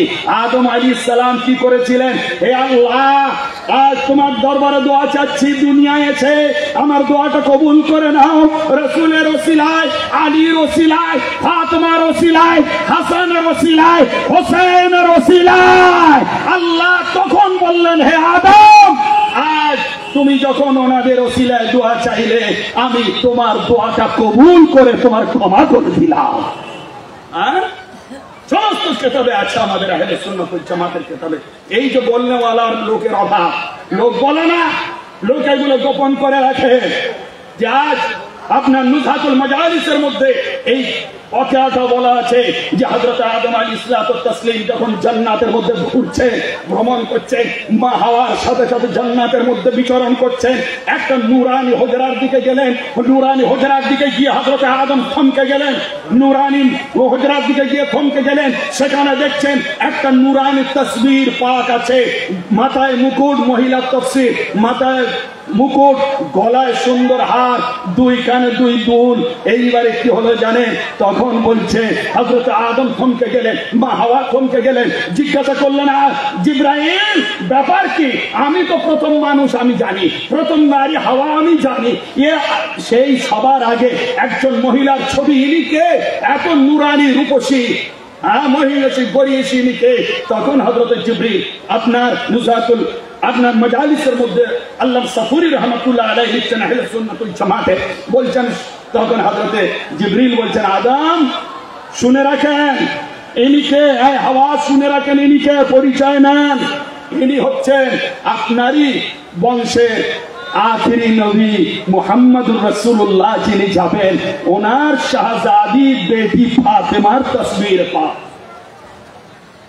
ওনার মাথায় মুকুট হচ্ছে ওনার আব্বা হুজুর মুহাম্মদুর রাসূলুল্লাহ, গলায় হার ওনার স্বামী হযরতে আলী, দুই কানে দুই দুল, একটা হচ্ছে ইমামে হাসান, একটা হচ্ছে ইমামে হোসেন আলাইহিমুস সালাম। বোঝা গেল? আর খাতুনে জান্নাত মা ফাতেমার স্বয়ং ছবি জান্নাতের মধ্যে। এইবারে হযরতে জিবরিল আমিন তখন বলেছিলেন, হে আদম, এনাকে চিনে রাখো, এই নামগুলো চিনে রাখো। মুহাম্মদ, গলায় মালা আলী, দুই কানে দুই দুল, হাসান হোসেন, আর এই জাত পাক যে দেখছো ফাতেমা, মুহাম্মদ, ফাতেমা, আলী, হাসান, হোসেন, এই 5 নাম আদম হৃদয়ের মধ্যে গেঁথে নাও, কাজে দেবে। যখন মুশকিলে পড়বে এই 5 জনের ওসিলা দিয়ে তুমি দোয়া চাইবে। আদম আলাইহিস সালাম যখন দুনিয়ায় এলেন, দুনিয়ায় এসে দুনিয়ার এই আপনার অবস্থার মধ্যে উনি ভুলে গেলেন। 309 বছর কাঁদলেন। কাঁদতে কাঁদতে যখন আল্লাহ দেখলেন আদমকে তো দুনিয়ায় কাঁদার জন্য পাঠাইনি, মানুষ প্রোডাকশন করার জন্য পাঠিয়েছি, ওই বংশে আমার নবীকে পাঠাবো। আদম যদি কাঁদতে থাকে তো তাহলে মুশকিল হয়ে যাবে। আর আল্লাহ পাক কি করলেন? আল্লাহ পাক সাথে সাথে কি করলেন? ফাতালাক্কা আদম মির রাব্বিহি কালিমাত। আল্লাহ রাব্বুল আলামিন কিছু বাক্য সমূহ, কালেমার বহু বচন হচ্ছে কালেমাত, কালেমা এক বচন, কালেমাত বহু বচন। যদি এখানে খালি মুহাম্মদ সাল্লাল্লাহু আলাইহি ওয়াসাল্লামের ওসিলা নেওয়া যায় তাহলে কালেমা হবে, কিন্তু কালেমাত বলা আছে, বহু বচন বলা আছে, একাধিক বাক্য। হ্যাঁ, তাহলে কালেমাত একাধিক। তাহলে ওনারা কারা? সেই শব্দ সমূহ কি? মুহাম্মদ, আলী, ফাতেমা, হাসান, হোসেন। এই আয়াতটা নাজিল হওয়ার সাথে সাথে আদম আলাইহিস সালাম চিনতে পারলেন, সেই জান্নাতে তো ঘুরছিলাম, জিবরিল বলেছিল আল্লাহর দরবারে হাত তুললেন, রহনুমাই করলেন, আল্লাহ হাত তুললেন, সাথে সাথে আল্লাহ দোয়া কবুল করে নিলেন যে আল্লাহ তোমার এই পাঞ্জাতনের ওসিলায় আমার কবুল করে নাও। চিন্তা করুন, আজ আমরা মানুষ মুসলমান বহু মসজিদে এমন ইমাম নামাজ পড়ায় যে এনাদের ওসিলা দিলে আর মানে ওসিলা দেয় না। পাঞ্জাতন পাকের ওসিলা দিয়ে দোয়া করলে হারাম, পাঞ্জাতন পাকের ওসিলা দিয়ে নাজায়েজ, পাঞ্জাতন পাকের ওসিলা দিয়ে দোয়া চাওয়া নিষেধ করে। যে আমরা ডাইরেক্ট আল্লাহর বান্দা, ডাইরেক্ট আমরা কি করব? আমরা ডাইরেক্ট আল্লাহর কাছে চাইবো, রাসূলের ওসিলা দেব না, হাসান হোসেন আলী ফাতেমার ওসিলা দেব না, এগুলো হাদিসে নেই, হারাম। কিন্তু আপনি দেখুন আদম আলাইহিস সালামের দোয়া বিনা এই পাঞ্জাতনের ওসিলায় কবুল হয় না, তাহলে আমরা কি আদম? না, আমরা আদমের আওলাদ। যদি বাপের দোয়া এনাদের ওসিলায় কবুল না হয় তাহলে আমরা তো নবী নয়, আমরা তো গুনাহগার, বদকার, সিয়াকার, নাখাস্তা বান্দা। আমাদের দোয়া কি এনাদের বিনা ওসিলায় কবুল হবে ভাই? একবার বলুন, বুকে হাতে হবে? তাহলে যে মোল্লা মৌলবীরা এই পাঞ্জাতন পাকের চেনে না, আলী ফাতেমা হাসান হোসেনের চেনে না, এনাদেরকে চেনে না, এনাদেরকে চেনায় না, এনাদের মর্যাদা আলোচনা করে না, এনাদের মর্যাদা মানুষের সামনে তুলে ধরে না, এনাদের সম্বন্ধে কোন রকম ভাবে কোন আলোচনায় আসে না, মুহররম শরীফও আসে চলে যায়, 11টা মাস চলে যায়, কিন্তু এনাদের সম্বন্ধে আলোচনা নেই, এনাদের ওসিলা নেই। তাহলে বলুন সেই সমস্ত মৌলবীরা কি আমাদের আপনার রহবারি করতে পারে? আমাদের মনজিল মকসুদ পর্যন্ত পৌঁছাতে পারে? কখনো পারে না। ইমাম শেখ সাদি আলী রহমা তিনি তার গুলিস্তার মধ্যে বলছেন, খুদায়া বাহকে বানি ফাতেমা কেবর কওলি মা কুনি খাতেমা আগার দাওয়াত আমরদ কুনি বর কবুল মানদস্ত দামন আলে রাসূল। ইমাম শেখ সাদি ফারসি বিশ্বকবি, মহাকবি ইমাম সাদি বলছেন, ইলাহি ইয়া ইলাহি रहम फरमा मुस्तफा के खुदा या हक के बानी फातिमा के बरकौनी मां कुनी खातिमा। ए अल्लाह তুমি তোমার রাসূলের औलाद আহলে বাইত ফাতিমার औलादের ওসিলা তুমি আমার ঈমানের উপরে খাতমা করো। अगर दावतम रब कुनी बत कबूल মানদাস্ত দামান আলে রাসূল। হে আল্লাহ, আমি তোমার কাছে আওলাদ ফাতেমা, আওলাদে আলী, আওলাদে রাসূলের ওসিলা দিয়ে দোয়া চাইছি মাওলা গো। আমার আর কোনো সম্বল নেই, আমি তোমার কাছে এমনি দোয়া চাইছি না মাওলা, আমি তোমার পাক নূরানি জাত পাকের ওসিলা দিয়ে দোয়া চাচ্ছি, আল্লাহ কবুল করে নাও। আর যদি না তুমি কবুল করো মাওলা, আমি তো আমি, আমার কোনো পরিচয় নেই। আগার দাওয়াত শুনিবার কবুল মানদাস্ত দামন আলে রাসূল। আমার দোয়া চাই কবুল করো, দোয়া চাই রদ করো। আল্লাহ আমি কে তাও আমিও জানি না, কিন্তু আমি তোমার কাছে এমনি দোয়া চাইছি না, আমার হাতের মধ্যে আলে রাসূল পাঞ্জাতন পাক আওলাদে রাসূলের দামন ধরে আছি, এইরকম করে দামন ধরে আছি। এই দামনের মধ্যে কি আলে নবীর দামন, এ হাতের মধ্যে কি আওলাদে রাসূলের দামন, এ হাতের মধ্যে ফাতেমার দামন, এ হাতের মধ্যে আলীর দামন, এ হাতের মধ্যে রাসূলের পাকের দামন। তাহলে এইবার আপনি চিন্তা করুন যে আল্লাহ নবী সাল্লাল্লাহু তাআলা আলাইহি ওয়া আলিহি ওয়া আহলে বাইতি ওয়া সাল্লাম পাকের আওলাদ, ওনার ওসিলা দিয়ে দোয়া চাইছে হযরতে শেখ সাদি, হযরতে ইমাম হযরতে আদম আলাইহিস সালাম থেকে পৃথিবীর সকলে। আর আজকাল আমাদের মসজিদের মৌলবীরা যারা ওয়াহাবি মেন্টালিটি, যারা জামাতের মেন্টালিটি, যারা আলে নবী বলতে চেনে না, যারা আহলে বাইত যাদের বলে তাদের চেনে না, ডাইরেক্ট এনাদেরকে বাদ দিয়ে ডাইরেক্ট আল্লাহর সাথে এরা সম্পর্ক জোড়ে। আপনারা বিভিন্ন মসজিদের এলাকা থেকে এসছে, আজ আমরা কি বলতাম, এ আল্লাহ আমাদের এই মোনাজাত তোমার নবী পাকের ওসিলায় কবুল করো, এ আল্লাহ ওলিয়া বুজুর্গানের দিনের ওসিলায় কবুল করো, আল্লাহ গৌস পাকের ওসিলায় কবুল করো। এসব মুছে গিয়েছে অনেক আগে। এবং আমরা শেষে কি বলতাম, বাহকে বলুন, বাহকে লা ইলাহা ইল্লাল্লাহু মুহাম্মাদুর রাসূলুল্লাহ বলতাম না, বলতাম। আর দেখুন 99টা নয় 100টা মসজিদ আপনারা ঘুরুন, সেখানে অধিকাংশ মসজিদে বাহকে লা ইলাহা ইল্লাল্লাহ বন্ধ হয়ে গিয়েছে, বেরহমতিকে চলে। তাহলে আপনি চিন্তা করুন, বাবা আদমের দোয়া এনাদের ওসিলায় কবুল হয়নি, আর এনারা চলেছে সেই বাবা আদম থেকে মুখ ফিরিয়ে নিয়ে ডাইরেক্ট আল্লাহর সাথে সংযোগ করতে। চলুন এইবারে হুজুর মাওলা আলী মুশকিল কুশা পাক সম্বন্ধে আল্লাহ নবী সাল্লাল্লাহু তাআলা আলাইহি ওয়া সাল্লাম কি বলছেন শোনেন। হাদিস من أطاعني فقد أطاع الله ومن عصاني فقد عصى الله ومن عصى عليا فقد عصاني শোনো আমি নবী তোমাদের বলে যাচ্ছি যারা আমার আতাত করলো আল্লাহর আতাত করলো যারা আমার নাফরমানি করলো আল্লাহর নাফরমানি করলো যারা আলীর আতাত করলো তারা আমি নবী আমার আতাত করলো আর যারা আলীর অস্বীকার করলো তারা আমি নবী আমার অস্বীকার করলো চিন্তা আল মুস্তাদরাক লিল হাকিম 3য় খণ্ড 121 পৃষ্ঠায় এই হাদিসটি আছে হ্যাঁ আর হাদিস শরীফ শুনেন আল্লাহ নবী সাল্লাল্লাহু তাআলা আলাইহি ওয়াসাল্লাম তিনি বলছেন মান হযরত সালমান ফারসি থেকে রওয়ায়াত মান আহাব্বা আলিয়ান ফাকাদ আহাব্বানি ওয়া মান আহাব্বানি ফাকাদ আহাব্বাল্লাহ শোনো যে আলীকে ভালোবাসলো যে মাওলা আলীকে ভালোবাসলো ভাই এতক্ষণ আপনাদের আমি পরীক্ষা নিইনি এই 1 থেকে 1.5 ঘন্টা ওভার হয়ে গেল এইবারে একটা প্রশ্নের উত্তর দেন হাত তুলে দিতে হবে এতক্ষণ যে আমি বক্তব্য রাখলাম তবেই হাদিস শরীফটি আপনাদের উপরে ফিট হবে সর্বপ্রথম বলুন আপনারা মাওলা আলী মুশকিল কুশা পাককে ভালোবাসেন হ্যাঁ কি না হাত তুলতে হবে জোরে বলতে হবে আপনারা ভালোবাসেন আলহামদুলিল্লাহ এই ভালোবাসার উপরে কায়েম থেকে হাদিসটা শুনুন সালমান ফারসি থেকে রওয়ায়াত আল্লাহর নবী বলছেন মান আহাব্বা আলিয়ান ফাকাদ আহাব্বানি যে আলীকে ভালোবাসলো সে আমি নবী আমাকেই ভালোবাসলো সুবহানাল্লাহ তাহলে এবারে চিন্তা করুন এইবারে নবী বলছেন ওমান আহাব্বানি ফাকাদ আহাব্বাল্লাহ যে আমাকে ভালোবাসলো সে আর কাউকে নাই ডাইরেক্ট আল্লাহকে ভালোবাসলো হাদিস পিওর হাদিস আপনাদের সামনে বলছি রেখে তাহলে এইবারে আল্লাহকে ভালোবাসতে হলে রাসূলকে ভালোবাসুন রাসূলকে ভালোবাসতে হলে আলীকে ভালোবাসুন আলী উঠতে আলী বসতে আলী চলতে আলী ফিরতে আলী ঘুমোতে আলী শুতে আলী মাঠে আলী বাজারে আলী মসজিদে আলী মাদ্রাসায় আলী খেতে আলী খামারে আলী চলতে আলী সদা সর্বদা হায়াত মওত এমন করে নেন যে সদা সর্বদা আপনার মাথা থেকে নিয়ে সারা শরীরের অঙ্গ প্রত্যঙ্গ দেহ সমস্ত কূপ কূপ আপনার যেন বলতে থাকে ইয়া আলী ইয়া আলী ইয়া আলী ইয়া আলী মাওলা আলী তবেই আপনি কামিয়াব হবেন তবেই কামিয়াব হবেন পৃথিবীর যত ওলিয়া উলিয়া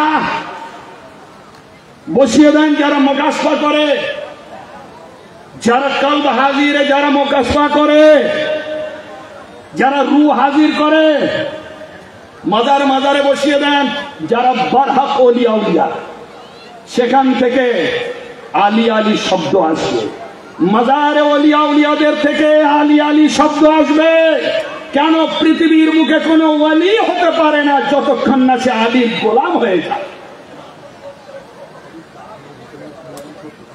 আলহামদুলিল্লাহ বলছেন কারবালার শোনার জন্য কারবালার ঘটনা সব বসে আছেন তা কারবালার ঘটনায় তো যাবই কারবালার ঘটনায় তো যাব কিন্তু কারবালা যে ঘর থেকে এসছে সেই ঘরটা তো আপনাদের মানতে হবে আগে না যে আলী থেকে কারবালা এসছে যে আলী এইরকম রত্ন যার ঘর থেকে এলো সেই মওলা আলীকে জানতে হবে না শোনেন আল্লাহ নবী বলেছেন আহুয়া ওয়ালিয়্যু কুল্লি মুমিনিন আর আলীকে সমস্ত মুমিনদের ওলি সমস্ত মুমিনদের ওলি তাহলে আপনার এইবারে এই মওলা আলী পাকের একটি হাদিস শরীফ অ্যাকর্ডিং টু কোরআন বলে আমি কারবালার দিকে তাহলে যাব ইনশাআল্লাহ এইবারে আল্লাহ নবী সাল্লাল্লাহু আলাইহি ওয়াসাল্লাম আমরা কেন মওলা বলি আল্লাহ নবী সাল্লাল্লাহু তাআলা আলাইহি ওয়াসাল্লাম তিনি কি করলেন যখন হজের মাস 18 তারিখ জুলহজ আল্লাহর নবী মক্কা শরীফের সমস্ত কিছু হজ আদায় করে উনি মদিনা শরীফের দিকে চলেছেন মদিনা শরীফে চলেছেন মদিনা শরীফে যখন চলেছেন মদিনা শরীফ আর মক্কা শরীফের মাঝখানে গদিরে খুম বলে একটা জায়গা আছে 500 কিলোমিটার যদি হয় মিডিল পয়েন্ট 250 কিলোমিটার গদিরে খুম আনুমানিক 200 কিলোমিটার উপর এমন সময় ওই জায়গাটা একদম দুপুর বেলা মহারৌদ্র, প্রখর রৌদ্র, ছায়া বলতে নেই, চারিদিকে মরুভূমি, বালি। এমন সময় একটা কোরআনের আয়াত শরীফ নাযিল হয়, সূরা মায়দা 6 পারা। আপনার কি? বিসমিল্লাহির রহমানির রহিম। ইয়া আইয়ুহার রাসূল বাল্লিগ মা উনজিলা ইলাইকা মিন রাব্বিক ওয়া ইন লাম তাফআল ফামা বাল্লাগতা রিসালাতাহু। হে হাবিব, আপনি পৌঁছে দিন আপনার আল্লাহ তাআলার তরফ থেকে যে হুকুমটা আপনার উপরে দেওয়া হচ্ছে, এটা পৌঁছে দেন। যদি না পৌঁছান তাহলে আপনি কিছুই পৌঁছানো হলো না, আপনার রিসালাতের কিছুই পৌঁছানো হলো না। তাহলে কত বড় দায়িত্ব আল্লাহর নবী। ওই যে জিলহজ মাস, বছর শেষ 10 হিজরি, হজের পরে মুহররম, সফর, রবিউল আউয়াল, এই 2.5 মাস আল্লাহর নবী দুনিয়ায় থাকছেন। 11 হিজরির প্রথম অংশ দুনিয়ায় থাকছেন।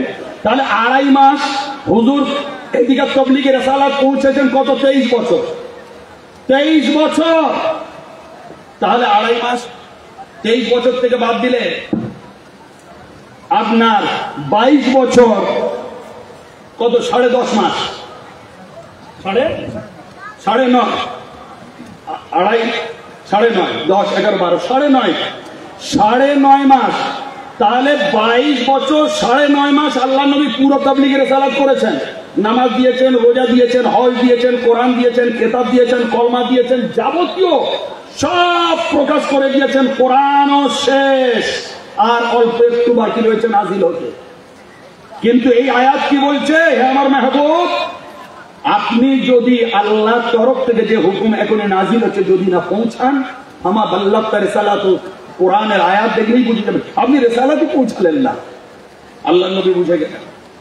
সাথে সাথে সমস্ত সাহাবাদেরকে হুকুম দিলেন, সব দাঁড়িয়ে যাও। চারিদিক থেকে রাস্তা যাচ্ছে, সবাই চলে এলেন মিডিল পয়েন্টে, সব দাঁড়িয়ে যাও।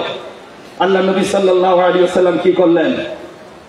উটের পিঠ দিয়ে এইরকম উঁচু মেম্বার করতে বললেন যে আমার উঁচু মেম্বার করো, সকলের সামনে আমি ওয়াজ দেব, আল্লাহর যে হুকুম এসছে শোনাবো।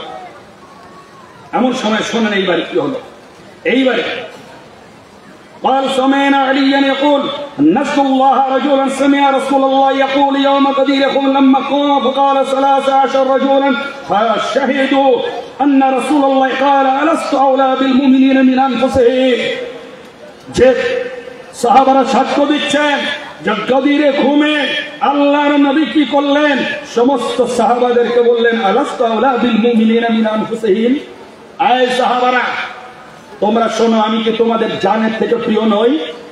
তখন এইবারে কি হলো? কালু বালা ইয়া রাসূলুল্লাহ, কেন না হুজুর, আপনি তো আমাদের জানের থেকে প্রিয়। এইবারে আল্লাহর নবী কি করলেন? আলীকে স্টেজের উপরে তুললেন। তোলার পরে কি করলেন জানেন? আলীকে তুললেন। শুনে রাখো, আমি যেমন তোমাদের মাওলা, আমি যার যার মাওলা, আলী আলী তার মাওলা, তার মাওলা আলী। শোনেন, এইবারে দোয়া দিচ্ছেন, আল্লাহুম্মা ওয়ালা মান ওয়ালা ওয়াদা মান আদা। এ আল্লাহ, যে আলীকে ভালোবাসে তুমিও তার প্রেমিক, ভালোবাসার হয়ে যাও। যে আলীর দুশ্মনী করে তুমি তার দুশ্মন হয়ে যাও। হে আল্লাহ, আলীকে যারা যারা ভালোবাসে তুমিও তাদের ভালোবাসো। আল্লাহ, তুমি তাদের শত্রু হয়ে যাও যারা যারা আলীকে শত্রু মনে করে। হে আল্লাহ, তুমি তাদের মদত করো যারা আলীকে মদত করে, যারা আলীর অপমান করে তুমিও তাদের অপমান করো। এইবারে আসুন, এইটা যখন বললেন সাথে সাথে কি হয়েছিল? সেই মহাদিন 18 জিলহজ শরীফে আপনার খদিরে ঘুমে হযরত আবু হুরায়রা থেকে রওয়ায়াত عن ابي هريره قال من صام يوم 18 ذي الحجه كتب له صيام 60 شهرا। যে শোনো, হযরত আবু হুরায়রা বলছেন, যারা যারা 18 জিলহজের রোজা রাখবে তাদের 60 মাস রোজা রাখার সওয়াব দেওয়া হবে। ويوم قدير هم لما غزا النبي بأبي علي بن ابي طالب فقال ألست ولي المؤمنين। ওইটা হচ্ছে গদিরে খুমে, যখন নবী বলেছিলেন মাওলা আলীর হাত ধরে, আমি কি তোমাদের কে ওলি নই মুমিনদের? ক্বালু বালা, সব সাহাবারা বললেন কেন না ইয়া রাসূলুল্লাহ। ক্বালা মান কুনতু মাওলাহু ফাহাযা আলিয়্যুন মাওলা, শুনে রাখো আমি যার যার মাওলা, আলীও তার তার মাওলা। এইবারে কি হলো, হযরত ওমর ছুটে এলেন, হযরত ওমর ফারুক ছুটে এলেন, ছুটে এসে ফাকার ওমর ইবনে আল খাত্তাব বাহ বাহ লাকা ইয়া ইবনে আবি তালিব, হায় হায় হায়, ধন্য ধন্য, হ্যাঁ আবু তালিবের জিগার পারা আলী, তুমি ধন্য। আসবাহাতা মাওলা ওয়া কুল্লু মুমিনিন ওয়া কুল্লু মুসলিমিন, আলী অন্য কিতাবে আছে আসবাহাতা ওয়া আমসাইতা কুল্লু মুমিনিন ওয়া মুমিনাতিন, আলী তুমি কত বড় ধন্য, আজ তুমি একমাত্র যে সকল নর নারী তুমি মাওলা হয়ে গেলে। মাওলা কেন আমরা মাওলা বলেছি ইতিহাস। এইবারে যখন এই ঘোষণাটা শুনিয়ে দেওয়া হলো, কমপ্লিট হলো, এইবারে কি হলো, ফাআনজালাল্লাহু আল-ইয়াওমা আকমালতু লাকুম দীনাকুম ওয়া আতমামতু আলাইকুম নি'মাতি ওয়া রাদিতু লাকুমুল ইসলাম দীনা। শেষ আয়াত, কোরআন সমাপ্ত হয়ে গেল। আল্লাহ বলছেন আজ আমি আমার দ্বীনটা তোমাদের উপরে মোকাম্মল করে দিলাম, আজ আমার সকল নিয়ামত তোমাদের উপরে মোকাম্মল করে দিলাম, এবং তোমাদের উপরে এই দ্বীন ইসলামটার উপরে আমি তোমাদের জন্য রাজি হয়ে গেলাম। চিন্তা করো, আজ মাওলা আলীর মাওলাইয়াতটা কি না, ওনার যতক্ষণ না আমরা শুনলাম ততক্ষণ দ্বীন মোকাম্মল হয়নি, কিতাব বলছে। হ্যাঁ, তাহলে আলীকে মানা, মাওলা আলীকে মানা আমাদের ঈমান মুকম্মল হওয়া। সেই আলীর আওলাদ মাওলা ইমামে হোসেন আলাইহিসসালাতু তাসলিম, তিনি কারবালায় যাবেন, তিনি শহীদ হবেন, কিন্তু এটা হট করে কারবালায় যাননি। মাওলা ইমামে হোসেন হট করে শহীদ হননি। মাওলা ইমামে হোসেন সেই প্রথম থেকে ওনার শহীদ হওয়ার কথা চলে আসছে, প্রথম থেকে চলে আসছে। এইবারে সেই প্রথম থেকে আমি রাসূলের পাক থেকে শুরু করব।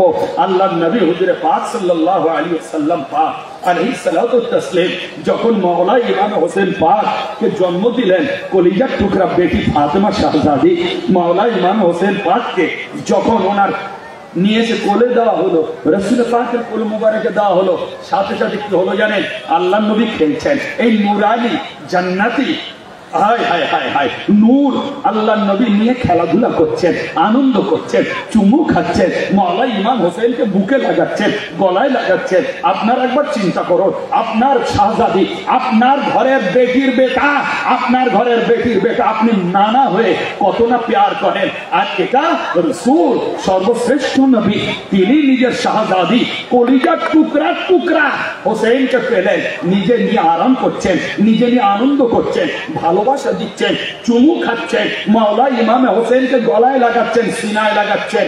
এই আনন্দের মধ্যে কিছুক্ষণ পরে চোখ থেকে অঝর নয়ন নবী পাকের পানি গড়াতে লাগলো, নবী পাকের অশ্রু গড়াতে লাগলো, নবী পাকের চোখ হতে কান্না গড়িয়ে পড়ছে, ওনার পানি গড়িয়ে পড়ছে। এমন সময় মাওলা আলী ছুটে এলেন, মা ফাতেমা ছুটে এলেন, আব্বা জান ব্যাপার কি, এত খুশির সময় আপনি কাঁদেন কেন? তখন এইবারে কি হলো জানেন, এমন সময় ব্যবস্থা করুন, এমন সময় যে বলছে যে আব্বা আপনি কাঁদেন কেন, আপনি কাঁদেন কেন, এত সুন্দর আনন্দের সময়, ওটা শেয়ার মেরে দেন, যে চার্জে দেন, কাঁদেন কেন, কি হলো আব্বা? তখন এইবারে কি হলো জানেন,